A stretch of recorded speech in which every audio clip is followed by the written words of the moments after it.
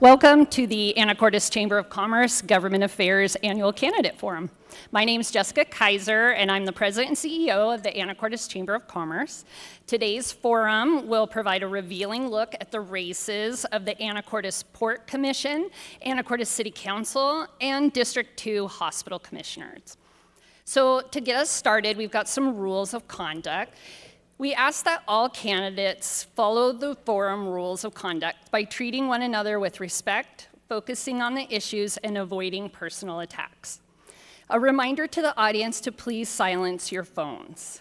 This forum is being recorded to be shown on Channel 10 and on the City of Anacortes' YouTube channel, which will be shareable as well. We have invited all opposed candidates from each race.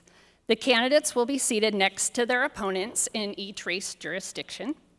Please hold your applause until the end of each race.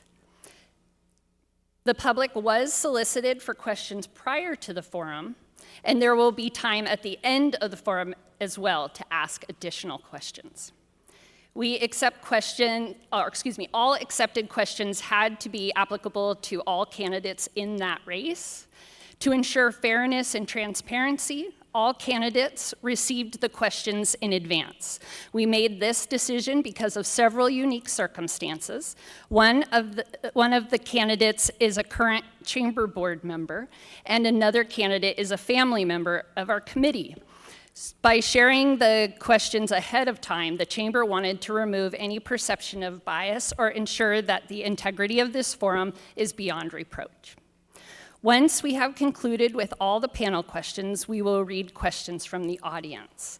The audience is encouraged to write their questions on the forms provided and then submit your form to the review committee in the back of the room. If you guys could please wave your hands. If you have questions, that's where they'll be submitted, is back there for the review committee. They will be reviewing for legibility, appropriateness, and duplicity. All accepted questions have to be applicable to all candidates in that race. If you would like a question form brought to you, please raise your hand, and the ladies from the League of the Women Voters back in the corner will come and bring you a question form and a pen. Once you're done with that form, you're welcome to bring it back to the review committee in the back table, or you may raise it up, and one of the ladies from the League will grab the question from you and take it back for you. So, full service here. Thank you, ladies. For the forum timeline, we'll be starting with introduction statements. In each race, we'll begin with a 2-minute opening statement by each candidate. The candidate to speak first for each race will be rotated. Following the opening statements, our candidates will be asked a series of questions developed by our Government Affairs Committee, and each candidate will be given 2 minutes for their response period to the question. In the next segment, candidate-to-candidate questions, each candidate will pose their own question to their opponent. Each candidate will have 1 minute to pose their question, and their challengers will have 1 minute to respond. Lastly, each candidate will be allotted 2 minutes to wrap up their final thoughts in a closing statement. To help us with timing, in order to help our panelists track their response time, we have Megan and Susie from the League of Women Voters here to help. They will signal when candidates have reached the 1 minute, if you want to show, the 1 minute time, the 30 seconds, and then the stop when time is up. If you fail to stop, you'll hear this gentle notification. Before we get started with the forum, we'd like to have the other candidates and electeds in the room please stand and share who you are and what you're running for.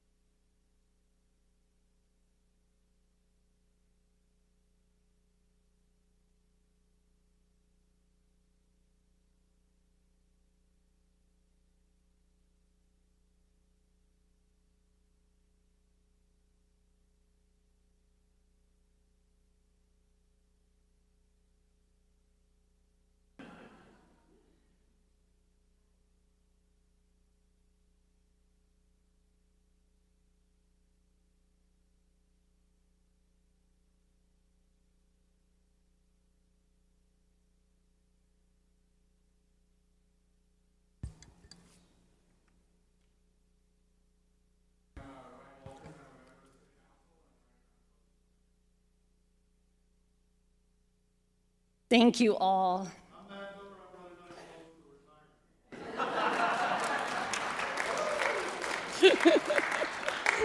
Everyone's goal. Okay, let's begin with the Anacortes City Council candidates. We'll start with the introductions, 2 minutes each, and if Teresa, you could please get us started. Oh, one thing I do want to remind you all is to turn your microphone on. You just press the oblong button there until the green light comes on. Thank you. Do I need this screen? Mine is not coming on. Yours sounds great. Yeah. My screen. Oh, your screen. We'll have to ask tech about that. I apologize. She's not tech, but she'll check. So we're just starting with introduction statements. Sure. Hi, everybody. My name is Teresa De La Rosa. I want to thank the League of Women Voters and the Chamber for hosting this event and for everybody that came. I am running for Anacortes City Council, position 4. I've been a resident of Anacortes for over 25 years. I've raised 2 wonderful children here. And if I look familiar, it is probably from my 23 years of service as a front-end manager at Safeway here in Anacortes. During that time, I managed operations and personnel and learned the importance of building relationships and creating a positive atmosphere for everyone to thrive. In 2017, I was diagnosed with a very bad illness. This turn of fate pushed me into a sudden financial hardship and medical bankruptcy, where I faced the possibility of homelessness, and I was forced to decide between feeding and housing my kids or affording my medication. During my recovery, COVID hit, which compounded my struggles and forced me to exhaust my medical leave and put my family in another precarious situation. If elected, I will work to ensure that the perspective and needs of all who live in Anacortes are heard. I am here to advocate for at-risk populations, for seniors, and people who work throughout our community annually. Thank you so much, and that'll do it. Thank you. Luke. Good evening, and thank you to the Anacortes Chamber of Commerce, League of Women Voters, and all my fellow candidates. For those who haven't had a chance to meet yet, I'm Luke Courier, running for Anacortes City Council position 4. My wife, Bev, and I, with our dog Happy, Bev's sitting in the front there, are proud to have called Anacortes our home since 2020, but our roots go back much further. I grew up on Whidbey Island in Coopville, and in high school I spent many summers swimming and jumping off cliffs at Whistle Lake.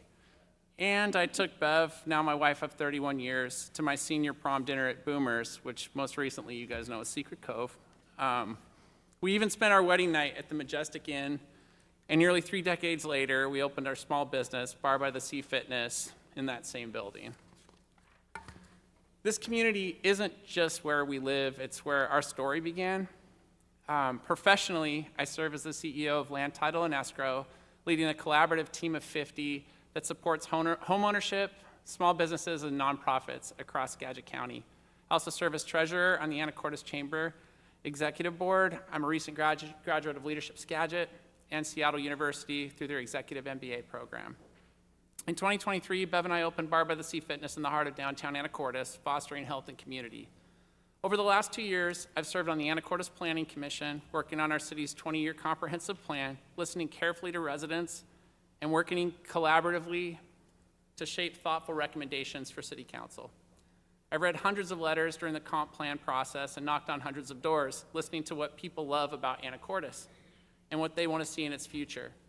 Those conversations made something clear. People want thoughtful, collaborative, experienced leadership that can both protect what makes Anacortes special and plan wisely for the future. I'm ready to bring experience, empathy, and steady leadership to the Anacortes City Council. Thank you, Luke. Courtney, and can you please hold the microphone a little closer to your guys' mouth? Sure. Good evening, everyone. Thank you so much for being here, and thank you to the Anacortes Chamber and the League of Women Voters for putting on the forum. My name is Courtney Orrock, and I am running for City Council Position 6. I view this position as community service, something that is very important to me. I currently serve as a trustee for the Anacortes Library, and in the past, I have served on the Anacortes Arts Commission. I've been a participant in the Police Department Citizens Academy. I have been on the steering committee for the Anacortes Futures Project, which was spearheaded by the Chamber many years ago, and I've been involved with multiple nonprofits here in town. I live here with my husband of 20 years, Chad, and our 6-year-old little girl, and our 2-year-old crazy dog, if you've ever seen him running around town. My parents also live in Anacortes, so you could say I do have a lot invested in the success of this town. One of the questions I've consistently gotten is, why are you running for city council? I'm running because Anacortes faces tough challenges. How do we deal with a very challenging fiscal environment? How do we deal with housing affordability, managing growth, ensuring public safety, and maintaining infrastructure, all while keeping our small town character intact? These are very complex questions, but my approach is simple. Listen carefully, ask the right questions, do the work, and follow through. I've spent years successfully doing that in for-profit, nonprofit, corporate, and small business settings, and I'm ready to bring that same commitment to public service. What I bring to this role is a steady hand and a strong work ethic. I focus on what works, what lasts, and what brings people together. My guiding principle is balance, balancing fiscal responsibility with community needs, growth with preservation, and today's choices with tomorrow's consequences, and to make thoughtful investments that serve the whole community for the long term. I look forward to this evening and hearing all points of view. Thank you. Thank you. Carolyn. Thank you. Thanks to everyone who turned out tonight. Thanks to the League of Women Voters and the Chamber. I'm very glad to be here again. My name is Carolyn Moulton. I currently serve as your City Council member in Position 6 at large. I moved here from Orcas Island in 2008 during the Great Recession. I quickly got jobs at Cafe Adrift and Watermark Book Company, which entrenched me very quickly in town and was a great way to learn what town is really about.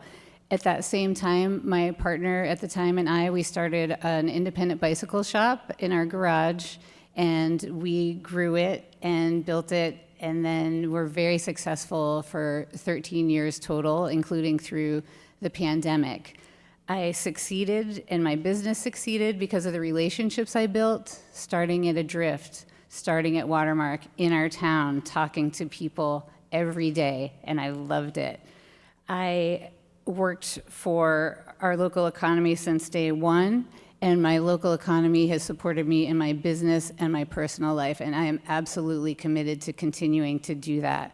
I'm currently the Government and Community Relations Manager for a Skagit County recycling company, Lautenbach Recycling. It's a family-owned company where we do a lot of great resource recovery, and I'm proud to be part of that work too. I think anything that we can do to support each other in these times is vital, because we have an astounding brain trust in this town and in this county, and we can rely on each other like we can rely on no one else, especially right now. And we have that. We've shown as a community how committed we are to each other and to each other's well-being with our donations, our volunteerism. I've also demonstrated my ability to work across the bridge, bringing the voice of Anacortes to county-wide conversations. Thank you. Thank you. Mary.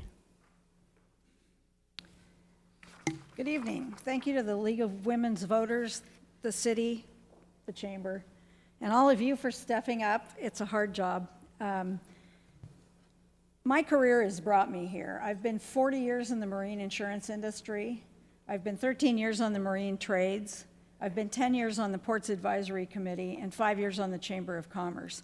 I leveraged my relationships with the Northwest Marine Trades to bring the Anacortes Boat and Yacht Show here to town.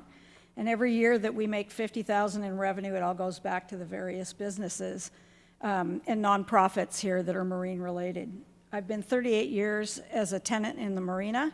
Took me a while to be able to afford to move up here, but I moved up here, the business in 12 and personally in 13.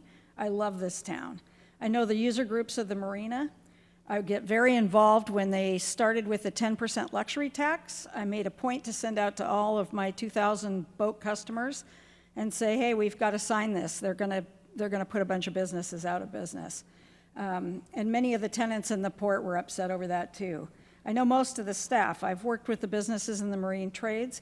It is a specific experience that you can't learn overnight. It's taken a long time to understand the workings of the port, and I've been in at least 200 meetings over the last years. I've been around a long time, and my endorsements show that. I have Republicans, Democrats, independents, and businesses, not just politicians. I've got a lot of endorsements of people that know and have worked with me.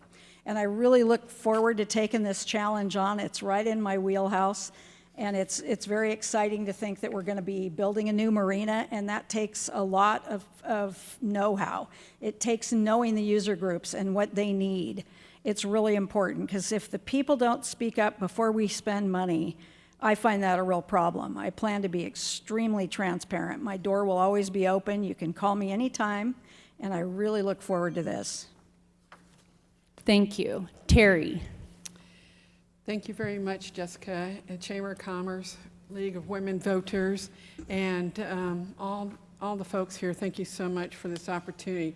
Hi, I'm Terry Carol Gillis, and I'm running for Anacortes Port Commissioner, position number 1. I'm running because it is important for me to feel part of community, and that means to serve that community. And I want to make a difference. I also am very passionate about the port's mission, which is providing economic opportunities and growth through commerce, trade, tourism. And I think it's really important, too, that we look at the maritime and aviation safety as well as our ecology has got to be utmost. So why should you vote for me? Well, let me tell you. For me, it is important for everyone to understand that I bring a strong foundation of board governance, and that's what this job is. I've been leading and developing and enacting policy through the Navy as a Navy veteran for 45 years, at the highest senior enlisted rank the last 20 of those years. I understand fiduciary responsibility. As a budget and financial analyst managing a $43 million budget for the Naval Space and Warfare Command. Board and community experience. I've worked on the Workforce and Economic Board, and I was also a 2-term president at the Skyline it's a very large HOA. I'm collaborative, and I think that's really important. I'll collaborate with fellow commissioners, listen for understanding and curiosity of other opinions. I will communicate with respectfully and meaningfully my perspective, understand that decisions need to be what's best for the community and the organization, not my own desire. My core principles are personal integrity, fair wages, and a healthy environment. I think that is critical. And one last note, Mother Teresa said you can do no great things, just small things with great love, and that's how I live my life. Thank you. Joe. I want to thank the Chamber, the League of Women Voters, and the community members who have showed up tonight and those who may watch later on for the opportunity to speak to you. My name is Joe Mulcahy. I'm a retired general surgeon running for Hospital Commissioner, position 5. I lived in Anacortes since 2009, and I worked at the hospital as a surgeon until 2023. I would like to thank my opponent and recently retired Commissioner Mon for affording me the opportunity to serve this community. They were board members who interviewed me. Until now, perhaps, I don't think they regretted that decision. In addition to being a general surgeon who had over 20,000 unique patient encounters just in Anacortes, I've worn many hats during my career. I've guided several hospitals through difficult surveys. I have sat on medical review committees, developed hospital rules and regulations. I've reviewed provider credentials, conducted extensive chart audits, and sat on 2 separate hospital boards. My work was my personal community service, often working 60 to 80 hours a week, taking call every third night and third weekend, responding to nurses through the night, and often going through to the ER to evaluate patients and operate on them. Work as a surgeon is a learning experience to work with a diverse set of people and teams. As a surgeon, you might think I worked mostly in the OR, but in fact, most of my time was spent in my office, the acute care, ICU, ER, all of which have individual teams that I interacted with. I literally interacted with every clinical department in the hospital. It is these experiences, I believe, that make me a good candidate for hospital commissioner. Thank you. Chip. Hi, my name is Chip Agosian. Welcome everybody who came, League of Women Voters, Tony, and the rest of the gang. And why I took this job initially was kind of interesting. Jan Iverson buttonholed me and asked me if I was interested. But I was interested more in just to see what the quality of medical care was in this community. I can drive to Seattle. I worked there at Swedish Hospital for 30 years. And just the quality of care at Swedish Hospital was just superb. I trained at Massachusetts General Hospital. We were tasked with solving the problems for a 5-state area, in addition to Europe and all over actually we got patients from all over the world. So just the quality of stuff we put out, and I wanted to see if this hospital or Island Health could have that level of quality. And lo and behold, it does. We have some of the most incredible human beings working at that hospital. I've poached some of the people from the Everett Clinic and a host of other things. One of the things I'm most proud of that has nothing to do with being a commissioner is setting up the program at the high school and the junior high school that kids can walk in and see a trained psychological therapist to just talk about their problems. They don't have to fill out any paperwork. They can just walk in and talk.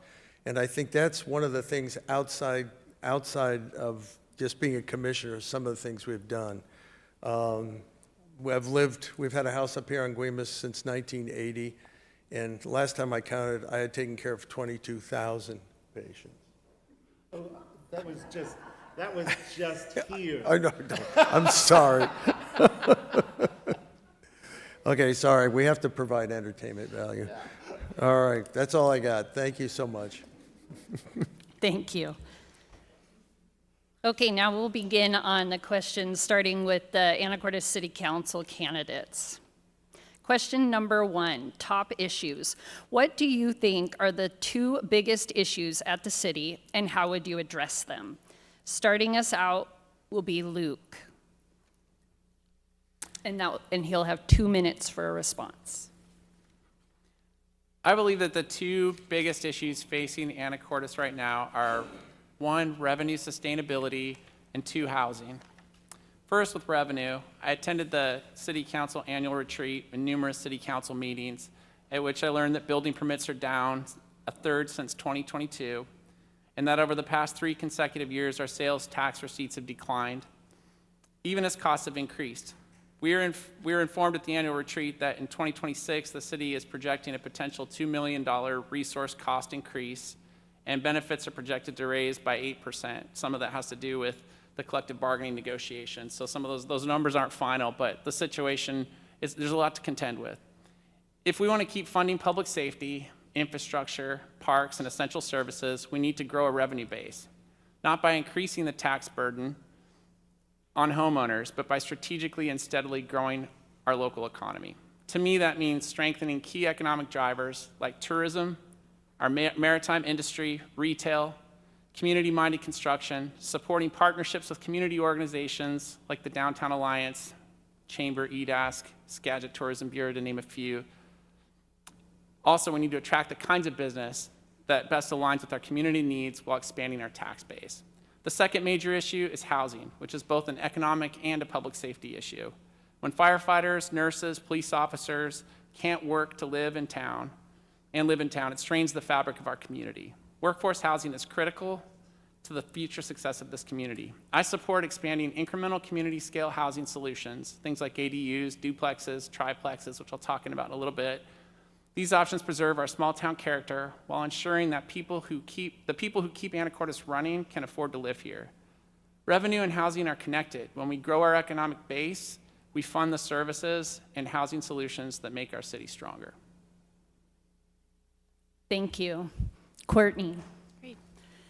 Thank you. So my two biggest issues are also budget and housing, but since we do know the questions ahead of time, I know I'm going to have time to address those later. So I'm going to address a different topic with this time. I think that there is a great issue in the city with a customer service perspective. I've spoken to many citizens who have sent emails or placed calls and have heard nothing back. Some of these are questions, some of them are complaints, and some of them are ideas, and some of them are really good ideas, but they are not being addressed. They are not getting callbacks, they are not being responded to. The legendary coach Pat Summitt said, in the absence of feedback, people will fill in the blanks with a negative. We have a lot going on in the city. I understand that, and I understand that people are busy, but there needs to be a standard operating procedure to address communication from citizens, both from the staff level and from the council level. I understand that there may be times where legally there cannot be information discussed or disclosed, but a simple response acknowledging that you've received their communication would be very helpful, especially as the city is coming into a very challenging fiscal cycle and there's going to be some changes. Communication is the key so that citizens understand what is going on, and I don't think that a response is too much to ask for our citizens. Thank you.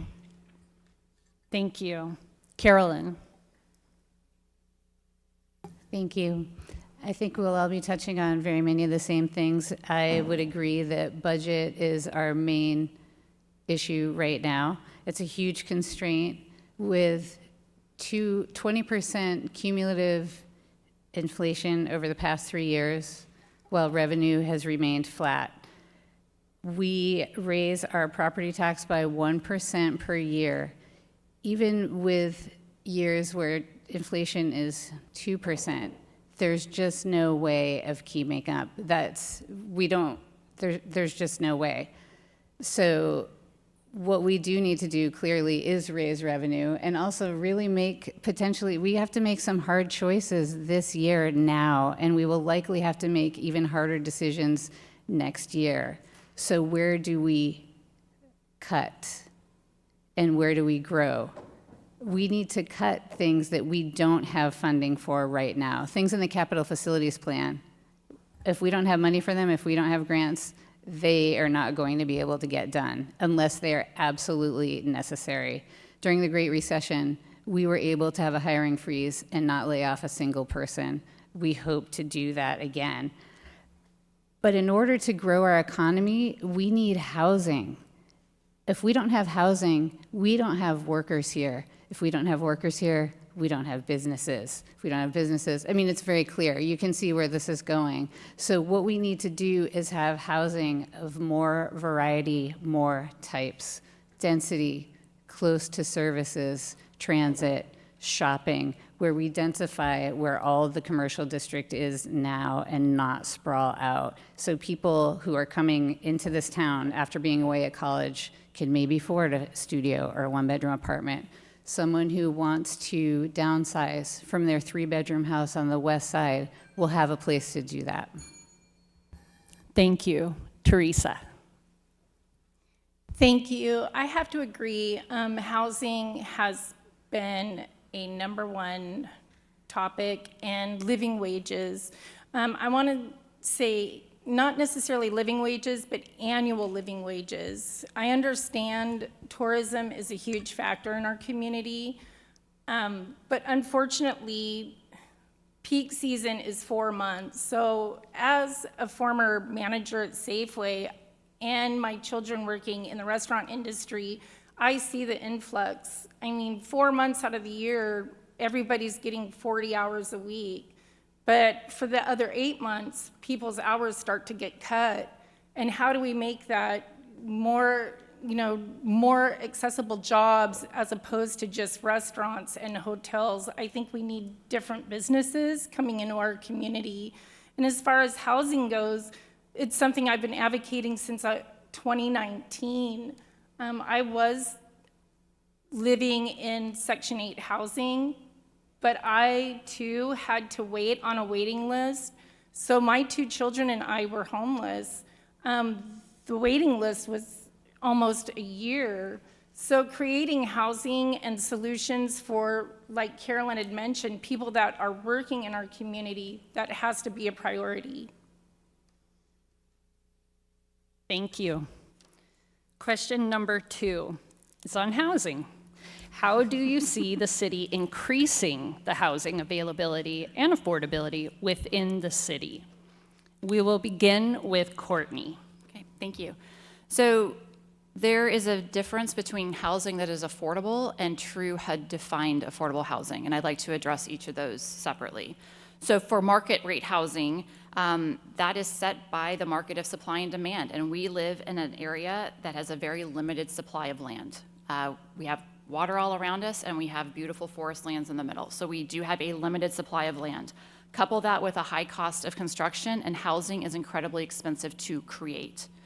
I know that the comp plan is coming before the city council soon, and in there will be recommendations to increase density in certain areas, but even with that, it's still expensive to build. Even if you're building a duplex, a triplex, even an ADU, it is expensive to build when it's $250 to $300 a square foot, not counting land. I don't see the increase in supply being enough to shift that cost curve, so you have to do something that can incentivize people to a developer or a citizen to do something that is below market rate. What could that look like? Could that be a credit on your property taxes? Could that be something with your assessed values? Obviously something that needs to be worked out financially, but those are just some ideas. In terms of HUD-defined affordable housing, the Anacortes Housing Authority has access to multiple funding sources that private developers don't, so I'd love to see them ramp up those efforts. Also, I would like to look at how to expand the use of lodging tax dollars, the LTAC dollars, to include a use for workforce housing. This would allow an option for that. It would not require that, but it's can we open that up as an option for funding workforce housing? That is something that is done in Kings County, and it is allowed under Washington State RCWs. So let's just look at that option. And also, I would also like to see Sharps Corner stay on the radar. I know that that assessment didn't provide as many affordable housing units as was hoped, but it's still some progress. And at this point, I think we need to look at progress, not perfection. Thank you. Thank you. Carolyn.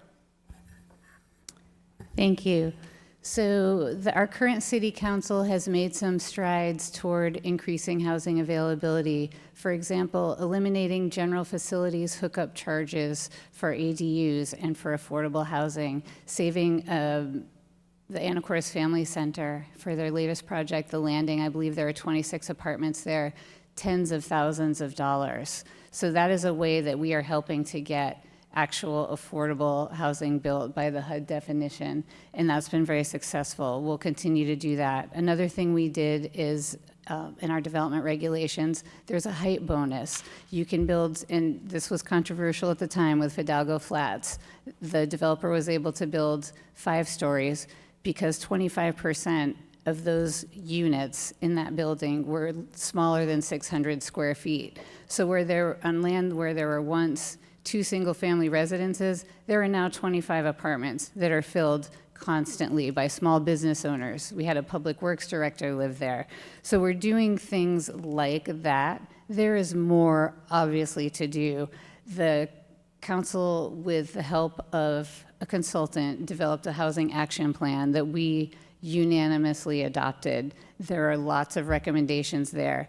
The Planning Commission will look at those as we finish the comp plan and move on to our development regulations. What are those short, medium, and long-term things that we can do to make a real difference beyond what we've already done? So we'll be taking a hard look at that, and that's going to be really great work. So what we are doing to increase that availability, supply is a huge part of it. Homelessness is a housing issue. We've learned that at seminars from studies. Like, that is what we need. You have less homelessness with more housing. It's just clear. 2 minutes is so short. Thank you. Teresa.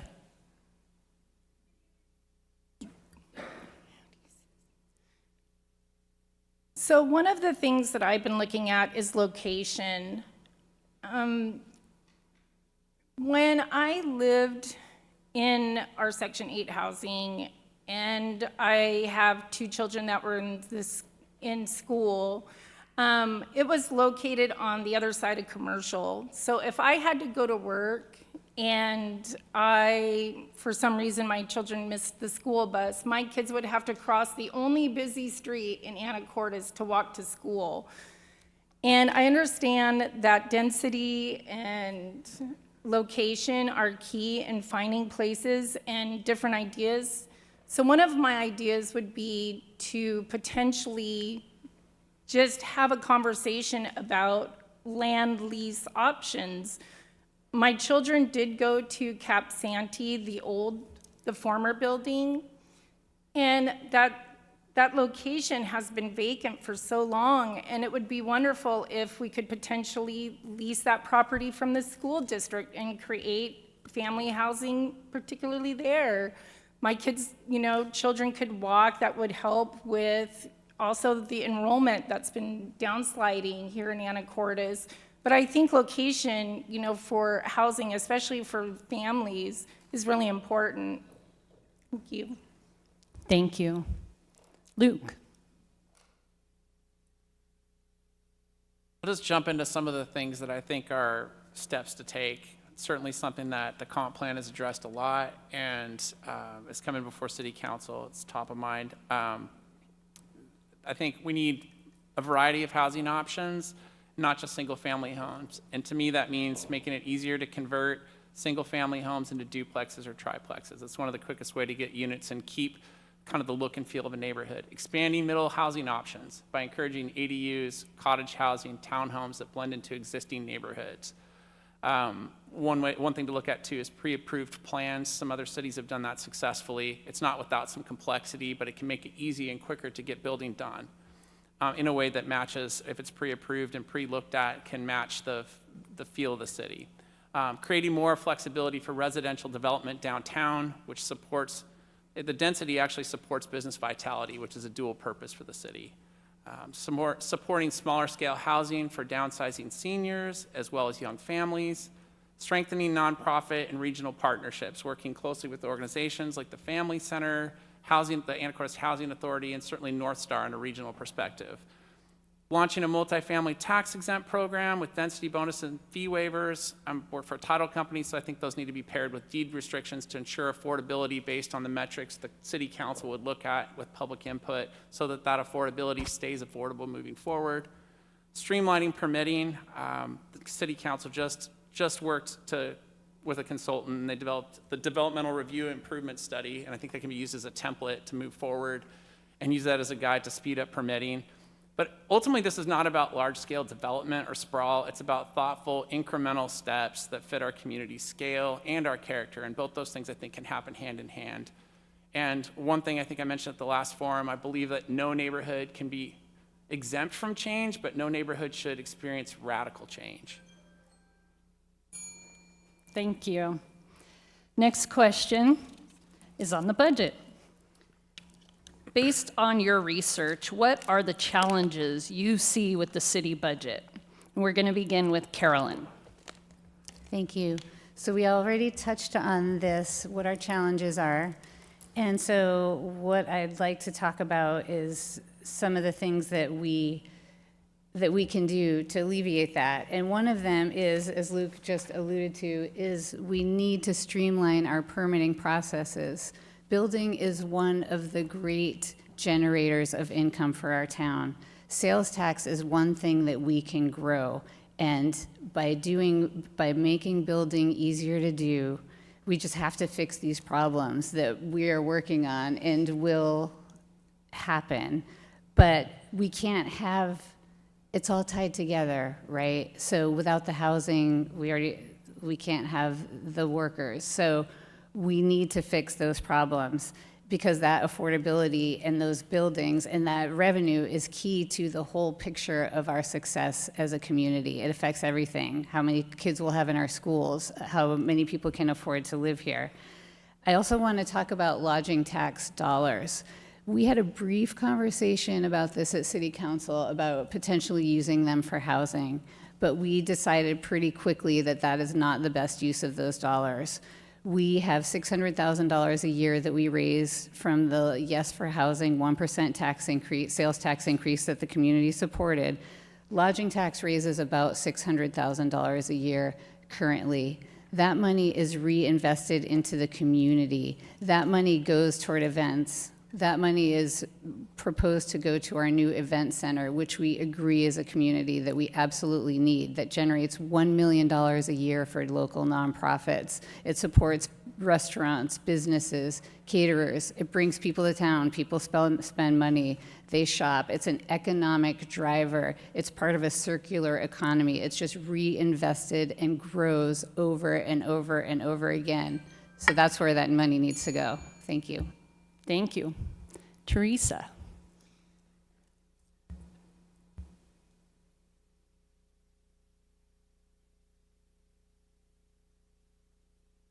So as far as the comprehensive plan goes, I saw that it was up to $124.3 million, the projection of 2045. And looking at our budget and looking at what we have, the only way I can see going forward is we need to create a better baseline of jobs. One of my ideas would bring tying in maritime culture to our community. We have such a huge, wonderful maritime, shoreline. It used to be the grassroots of our community. One of my ideas would be maritime incubator hubs, maybe collaborating with the port and the city and bringing this type of technology here and creating opportunities for people and businesses to come in and start, using tech and using ideas and launching different business models. One of the things I think needs to happen is that we just have to change what types of jobs we're bringing to Anacortes. Thank you. Luke. I think we reiterated some of the challenges with the budget. I think looking at it myself, I think we need to I'd focus on the revenue growth side. Certainly Carolyn talked about there's going to have to be some cuts as well, potentially. We need to grow the revenue pie through economic vitality, not just squeezing that same pie harder, which to me means investing in projects and sectors that make Anacortes a place where people want to live and work and spend their dollars. Leveraging placemaking as a part of this process by creating a vibrant, inviting downtown space where locals would come down and spend their money, like Carolyn alluded to or talked about. Sales tax is a huge revenue generator for our city, and tourism is also a huge revenue generator, and those both go to the general fund and give us those funds that we need right now. Attracting businesses that enhance both livability and revenue. A lot of this work is being done in conjunction with, I'll talk about it in the next question, talking about economic development, but continuing to explore successful revenue models like the Anacortes Fiber program, which required an initial upfront investment, but is projected to generate net revenue and be a revenue stream starting in 2027. To provide services and benefits that we want, the city must be profitable and revenues must exceed expenses. And so that's the challenge, and trying to get more revenue is critical. I would just say a couple other things as we're looking at projects. We've got to do the math. We've got to look at what's the return on investment with any project we look at and look at the long-term benefits. Growth for growth's sake or short-term gain isn't enough. Without thoughtful planning, we'll end up facing insolvency crisis like many other cities, and Anacortes has been good stewards so far, and I think there are some big challenges that everybody is dealing with and is addressing. A key opportunity for future sustainability, in my opinion, is the MJB waterfront project. Done thoughtfully with ecological protection, public waterfront access, and mixed-use vitality, it can be a transformative economic engine for the city for years to come. Thank you. Courtney. So the challenges I see have already been addressed. We have a decreasing revenue stream and increasing expenses, and you put those two things together and it doesn't turn out well for anybody. What to do about that? Would like the city to start doing a multi-year outlook on OpEx, operating expenses. They do that on capital facilities planning. It'd be great to see that on operational expenses because things are going to start getting deferred but we need to keep track of what's getting deferred, especially in terms of infrastructure, public safety, because it's going to have to happen at some point. How are we going to pay for it? There's going to have to be some very surgical line-by-line looks at the budget this year. The city runs overall pretty lean, so in order to make any changes, it's going to need to go line by line. I would also love to see the MJB project move forward. That has been sitting there. I've lived in this town twice, and it looks pretty much the same both times that I've lived here. Interesting in there is a private sector solution to what Ms. Moulton referenced as the event center. It's 8 to 10 years out from when project actually starts, but that's a private sector solution that frees up LTAC dollars for other things. And that could be marketing and bringing events into town. That could be workforce housing, which we hear from a lot of our businesses. They can't run their businesses if they don't have employees. So I would argue that housing is incredibly important for the economic sustainability of our town. But like I said, I would love to see that project get moving. Right now, the estimate is about $1 billion build out. So as we've all said here, construction is a huge driver for our town, the sales tax that brings in, not to mention what it actually is going to be developed there would be a game changer for us. So I'd like to see that moving as well. Thank you. Thank you. Question number 4. It's on economic development. The City Council has recently revived an economic development committee to develop a new economic development strategy for the city of Anacortes. What do you feel are key points that should be included in that strategy? And we'll start with Teresa.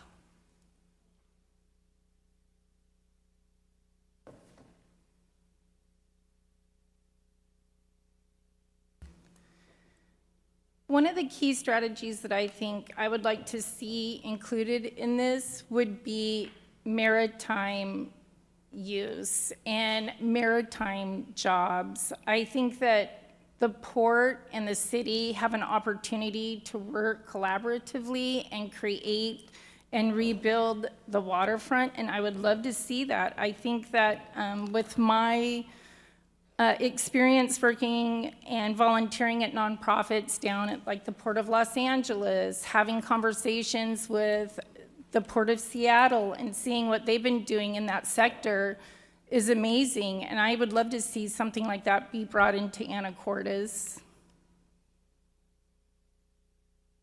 Thank you. Luke. I think we need to lean into what already makes Anacortes special. One of the things Teresa mentioned, our working waterfront is critical. Small businesses in the arts, sustainable tourism, and community-minded housing and development. A smart strategy includes collaboration with multiple partners, strengthening partnerships with key organizations that drive the growth and vitality. It's not the city alone that does this. Examples of this, and these are just a few, would be Chamber of Commerce is our city's partner for marketing and marketing tourism and business support. We have the Downtown Alliance that's doing fantastic work, trying to get our citizens down spending money and trying to look at incremental improvements we can make to have our downtown be more attractive. So that downtown revitalization is a great partnership to work with the Downtown Alliance. The city council approved the streetscape plan, and there's a public hearing tomorrow night to get public input. So I encourage people to come out to that. EDASC for job creation, they do a ton of stuff about it, working to attract more people to our area.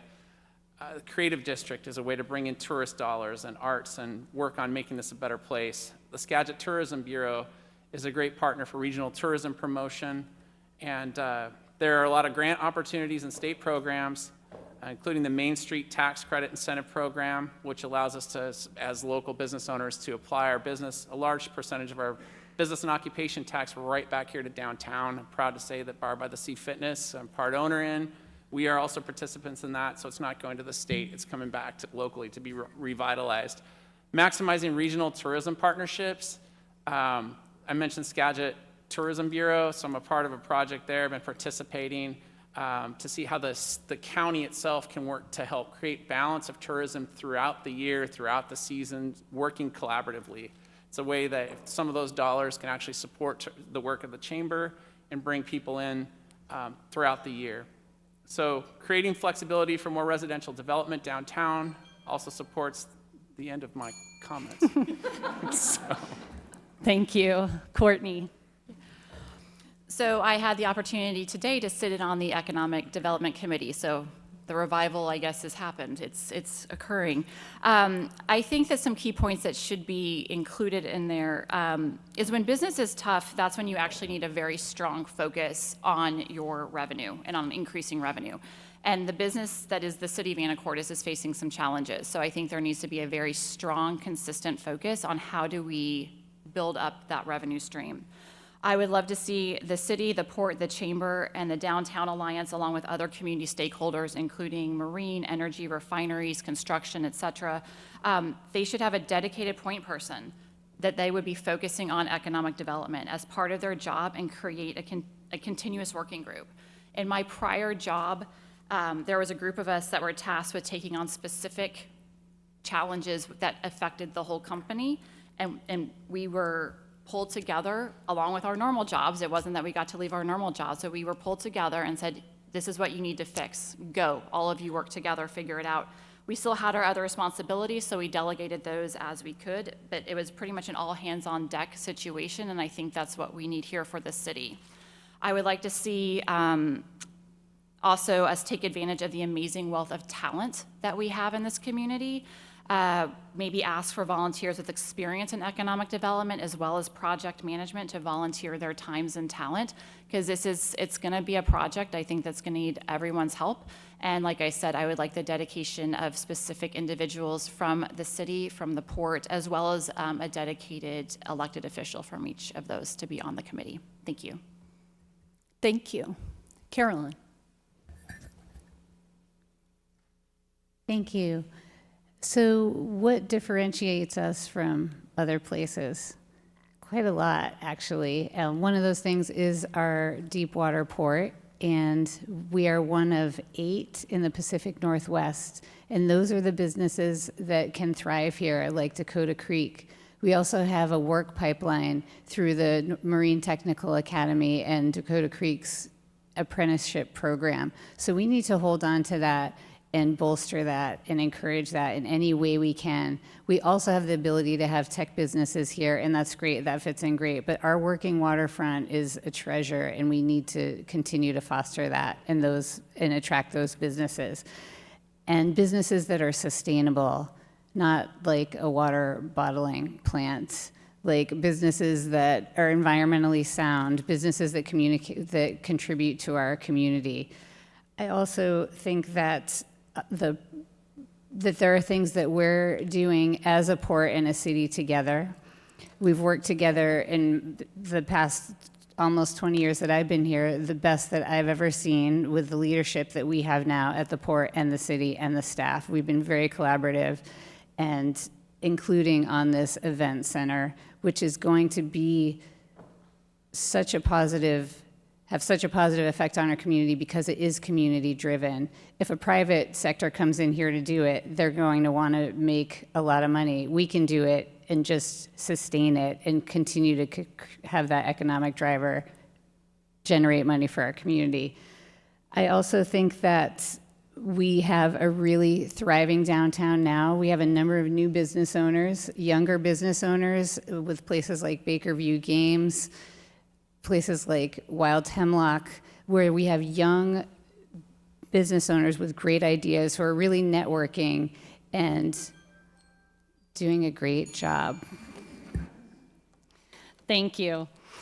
Now we will move to the candidate-to-candidate questions, where each candidate is able to ask a question of their opponent. You have 1 minute to ask the question, and then there will be 1 minute to answer the question, and we will begin with Luke.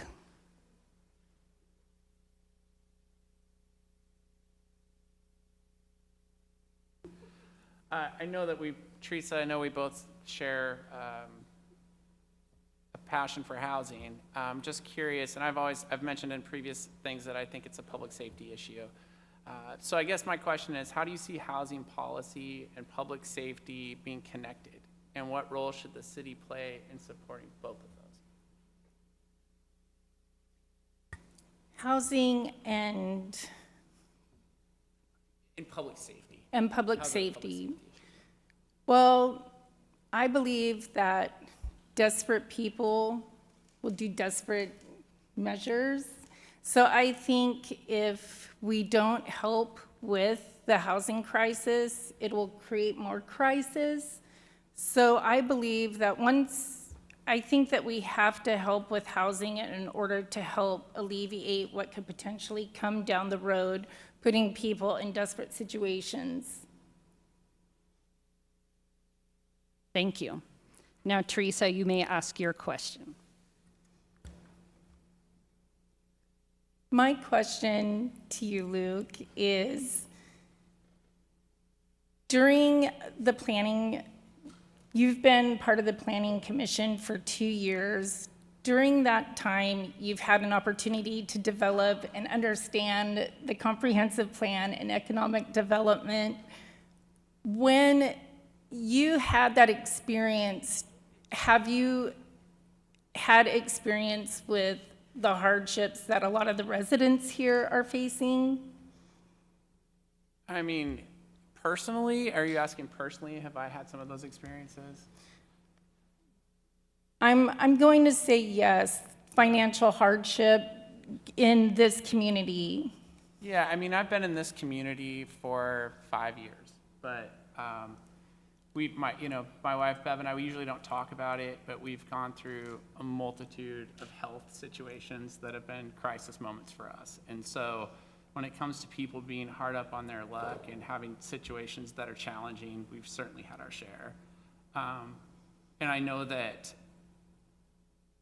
with my, with recognizing privilege, I also know that, we have worked really hard for everything we've had, and we've never had help, right? So it's been help from community organizations along the path, I would say, and that has been, like what you've addressed, that has been critical for us as well. But I would say I'm in Anacortes since I've been here. I'm just happy to be in a situation to be able to help others. So you have the empathy component. I do. Thank you. Next is Carolyn. Hi. So you've talked about communication as an issue at City Council, and in your campaign materials, you talk about change and things that need to change. So in addition to communication, what do you see as the biggest current problem or issue at City Council, and how would you address that?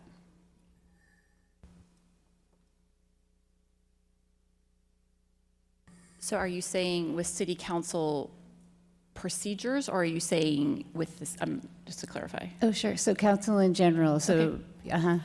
I would really like to see the council move more towards, and I know this is part of the discussion last evening, more towards what's called the council of the whole. I think that having every member of council have the same access to information at the same time would be very helpful. I think right now, certain members of council get different information just because they are on different committees, and it's just the way it works. And if Carolyn's telling me something she heard from her committee, and then Luke is telling me something from his committee, and Teresa's telling me something from her committee, I'm still probably going to end up going and asking the director, hey, what's going on? And then that director is going to get annoyed because they're like, well, I've already told everybody else, but I'm still going to want to know. And I think it's very important for all of council to get the information at the same time from the same person and not play a game of telephone. So that would be what I would like to change. Thank you. And Courtney. Okay, so looking back on your tenure at City Council with the benefit of hindsight, what is one vote that you would change and why?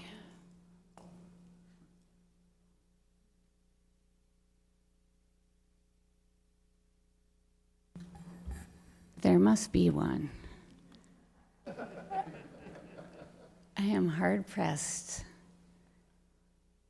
to think of a vote that I know there have to be a couple.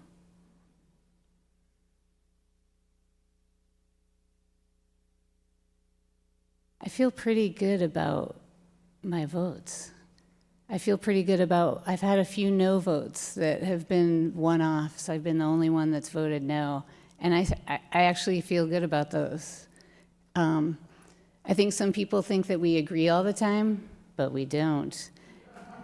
And we have vibrant conversations. And one thing about the committee of the whole is a really great idea in certain contexts, and that is what we're moving toward with issues that cross different committees. So that's coming. So that's been a conversation that's been very fruitful. But yeah, I can't think of anything. I'm sorry, you guys, but I know there's something. It's just not. Thank you.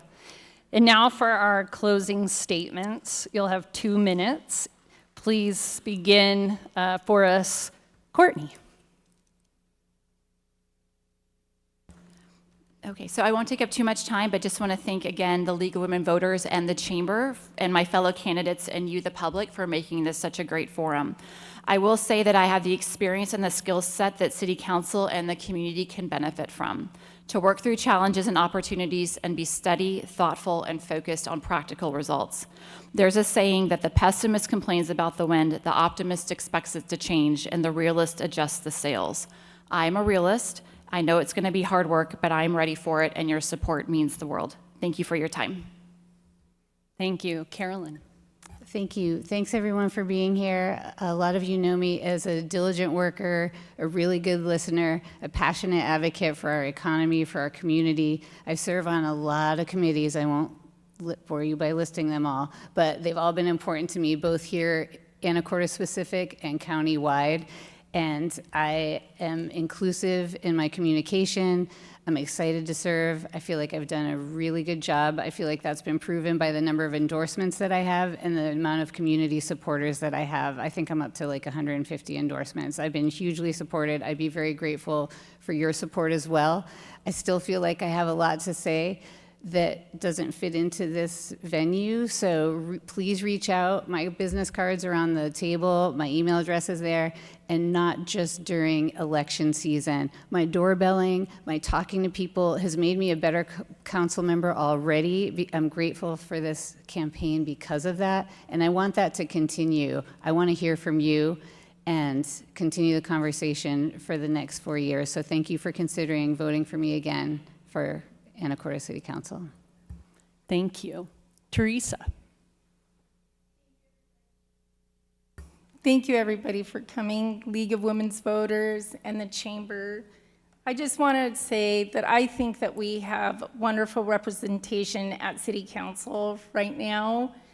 And if you were to vote for me, I'm just hoping to bring a different perspective and a different type of diversity to these meetings and have different conversations. So with that, thank you very much and have a great night. Thank you. Luke. Just want to say thank you again to the Chamber, League of Women Voters, and everybody for showing up here tonight. I think it might have been a little smaller crowd if it was a Mariners night, but we got a lot of people here, so. Like everybody's talked about, we're at a pivotal moment in Anacortes. We can either let change happen to us, or we can shape it intentionally together. It's been really inspiring for me to be a part of the whole comprehensive plan process over the last 2 years, and to hear so much feedback from the community. Doorbelling has been an experience that's given me more feedback, and so I think that feedback is what's going to fuel us to figure out any challenges that are in our way. I do believe that local government is the highest level of collaboration. Your feedback matters, and as engaged citizens, you're co-creators and shareholders in this great city. I'm running for City Council because I believe leadership starts with listening, showing up, and serving boldly. My leadership style is not about politics, it's about practical solutions and public service. I bring 20 years of leadership experience, deep civic engagement as a planning commissioner, chamber treasurer, and the perspective of both a business leader, a community volunteer, and a neighbor who loves this community. If elected, I'll bring my experience, my empathy, and entrepreneurial spirit to every decision, working to sustain and elevate Anacortes as a vibrant, welcoming coastal community.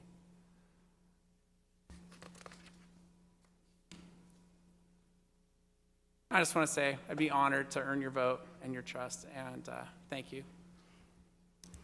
Thank you very much. Okay, for the next part, we're actually going to go a little bit out of sequence to the hospital commission candidates due to a request of special circumstances. So we've already done the introduction, so we'll jump into the questions. Oh, actually, yeah, thank you for the reminder. If you have additional questions for city council members, now is the time to get a sheet to ask, because you can write it down and then we'll ask at the end. For time purposes, I can't stop asking the questions we have, so I'll keep going, but just know that it is recorded on YouTube, so if you miss anything, you can watch it again. So we're going to jump into question number 1 for the hospital commissioners. Top issues. What do you see as the 2 most pressing issues facing Island Hospital or local health care? And what specific actions would you take as a commissioner to address them? We're going to start question 1 with Joe, and you have 2 minutes to answer. I think the 2 most important issues that we face are funding and the care provided in the ER. The funding issue is partially out of our hands.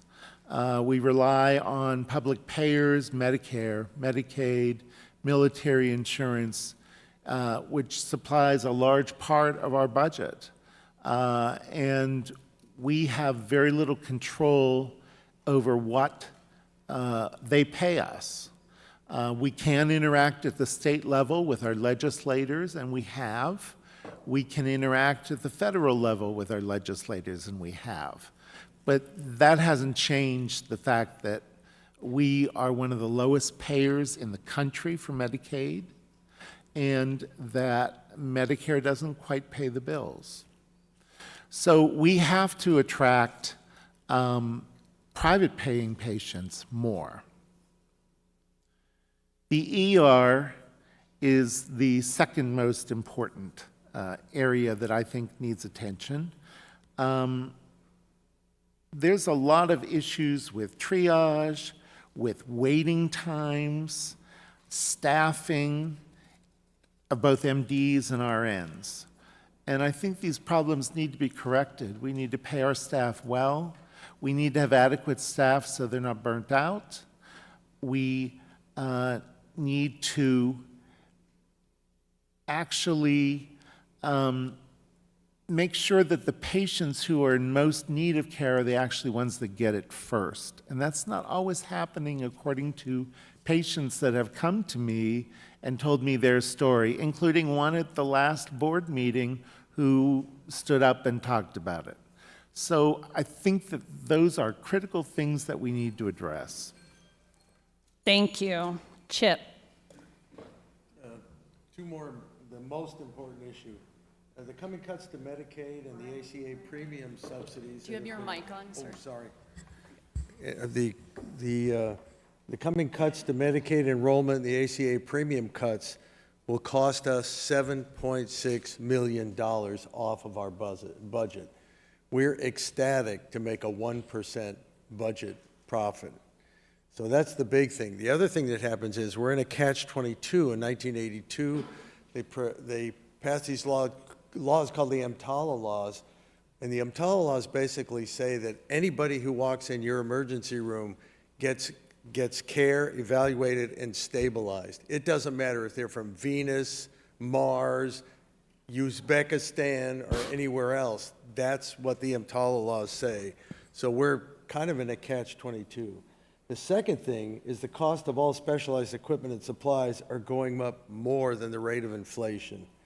Wages and benefits for employees, we have to pay them what the current numbers are, or we wouldn't have people. We have to pay our docs, commensurate salaries to what they can earn somewhere else.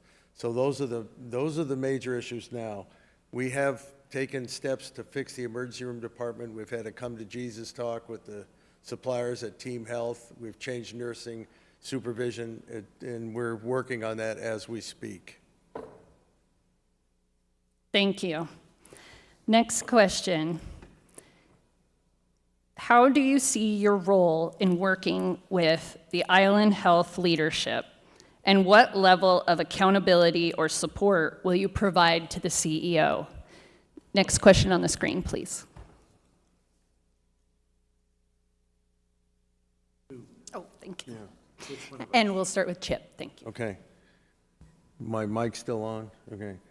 The board is responsible for governance and policy for the hospital. The board has one employee, one. That's our CEO, and is responsible to see that she fulfills her job responsibilities.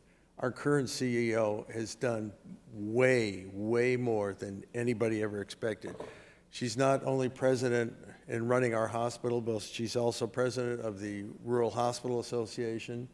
She has working relationships with both Cantwell, Murray, and Larson. Larson came last Saturday and visited our hospital. You know how many other hospitals he visited in his district? Take a guess. And what he promised to help us with is, there's a situation, we're what we call a tweener hospital. If we get critical access status, then we get paid for what it costs us to produce care. Cantwell put that on a rider on a bill. It somehow got sent somewhere else. I don't know how the bill system works at the federal level, but we're working on that. Larson actually said that he would support us and help work us through that. If we get that, we're going to be able to financially do very, very well. I think that's about it. Thank you. Joe.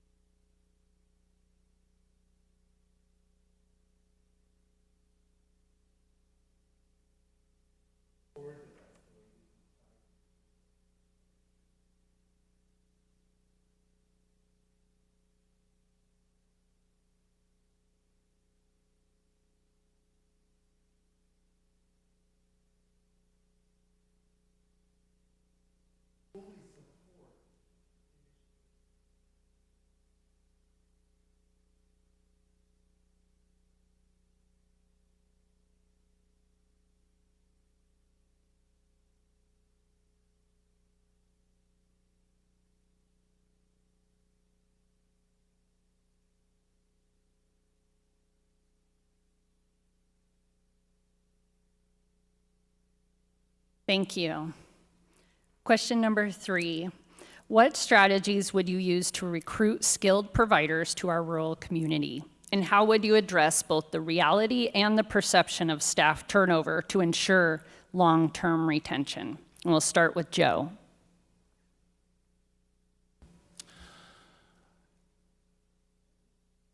We cannot afford to lose the people we have. Nursing turnover is high everywhere.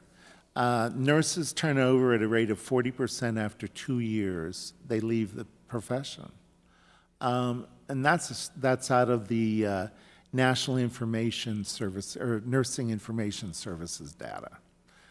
So it is critical that we find ways to retain the new people and keep the old people. It's very expensive for a hospital to go out and hire temps to fill slots of people that leave. It's estimated that every 1% of turnover in a hospital costs the hospital over $250,000. We don't have that money to throw away. So, how do we keep nurses? We respect them.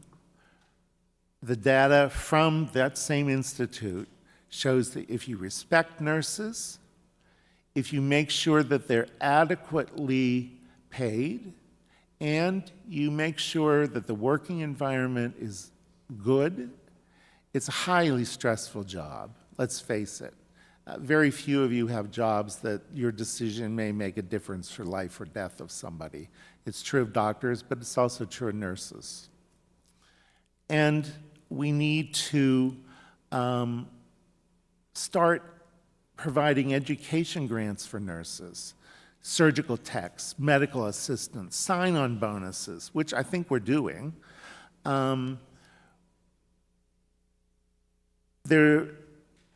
People have to be appreciated for what they do, and I think the board can play a big role in individually going to nurses and thanking them. Thank you. Chip.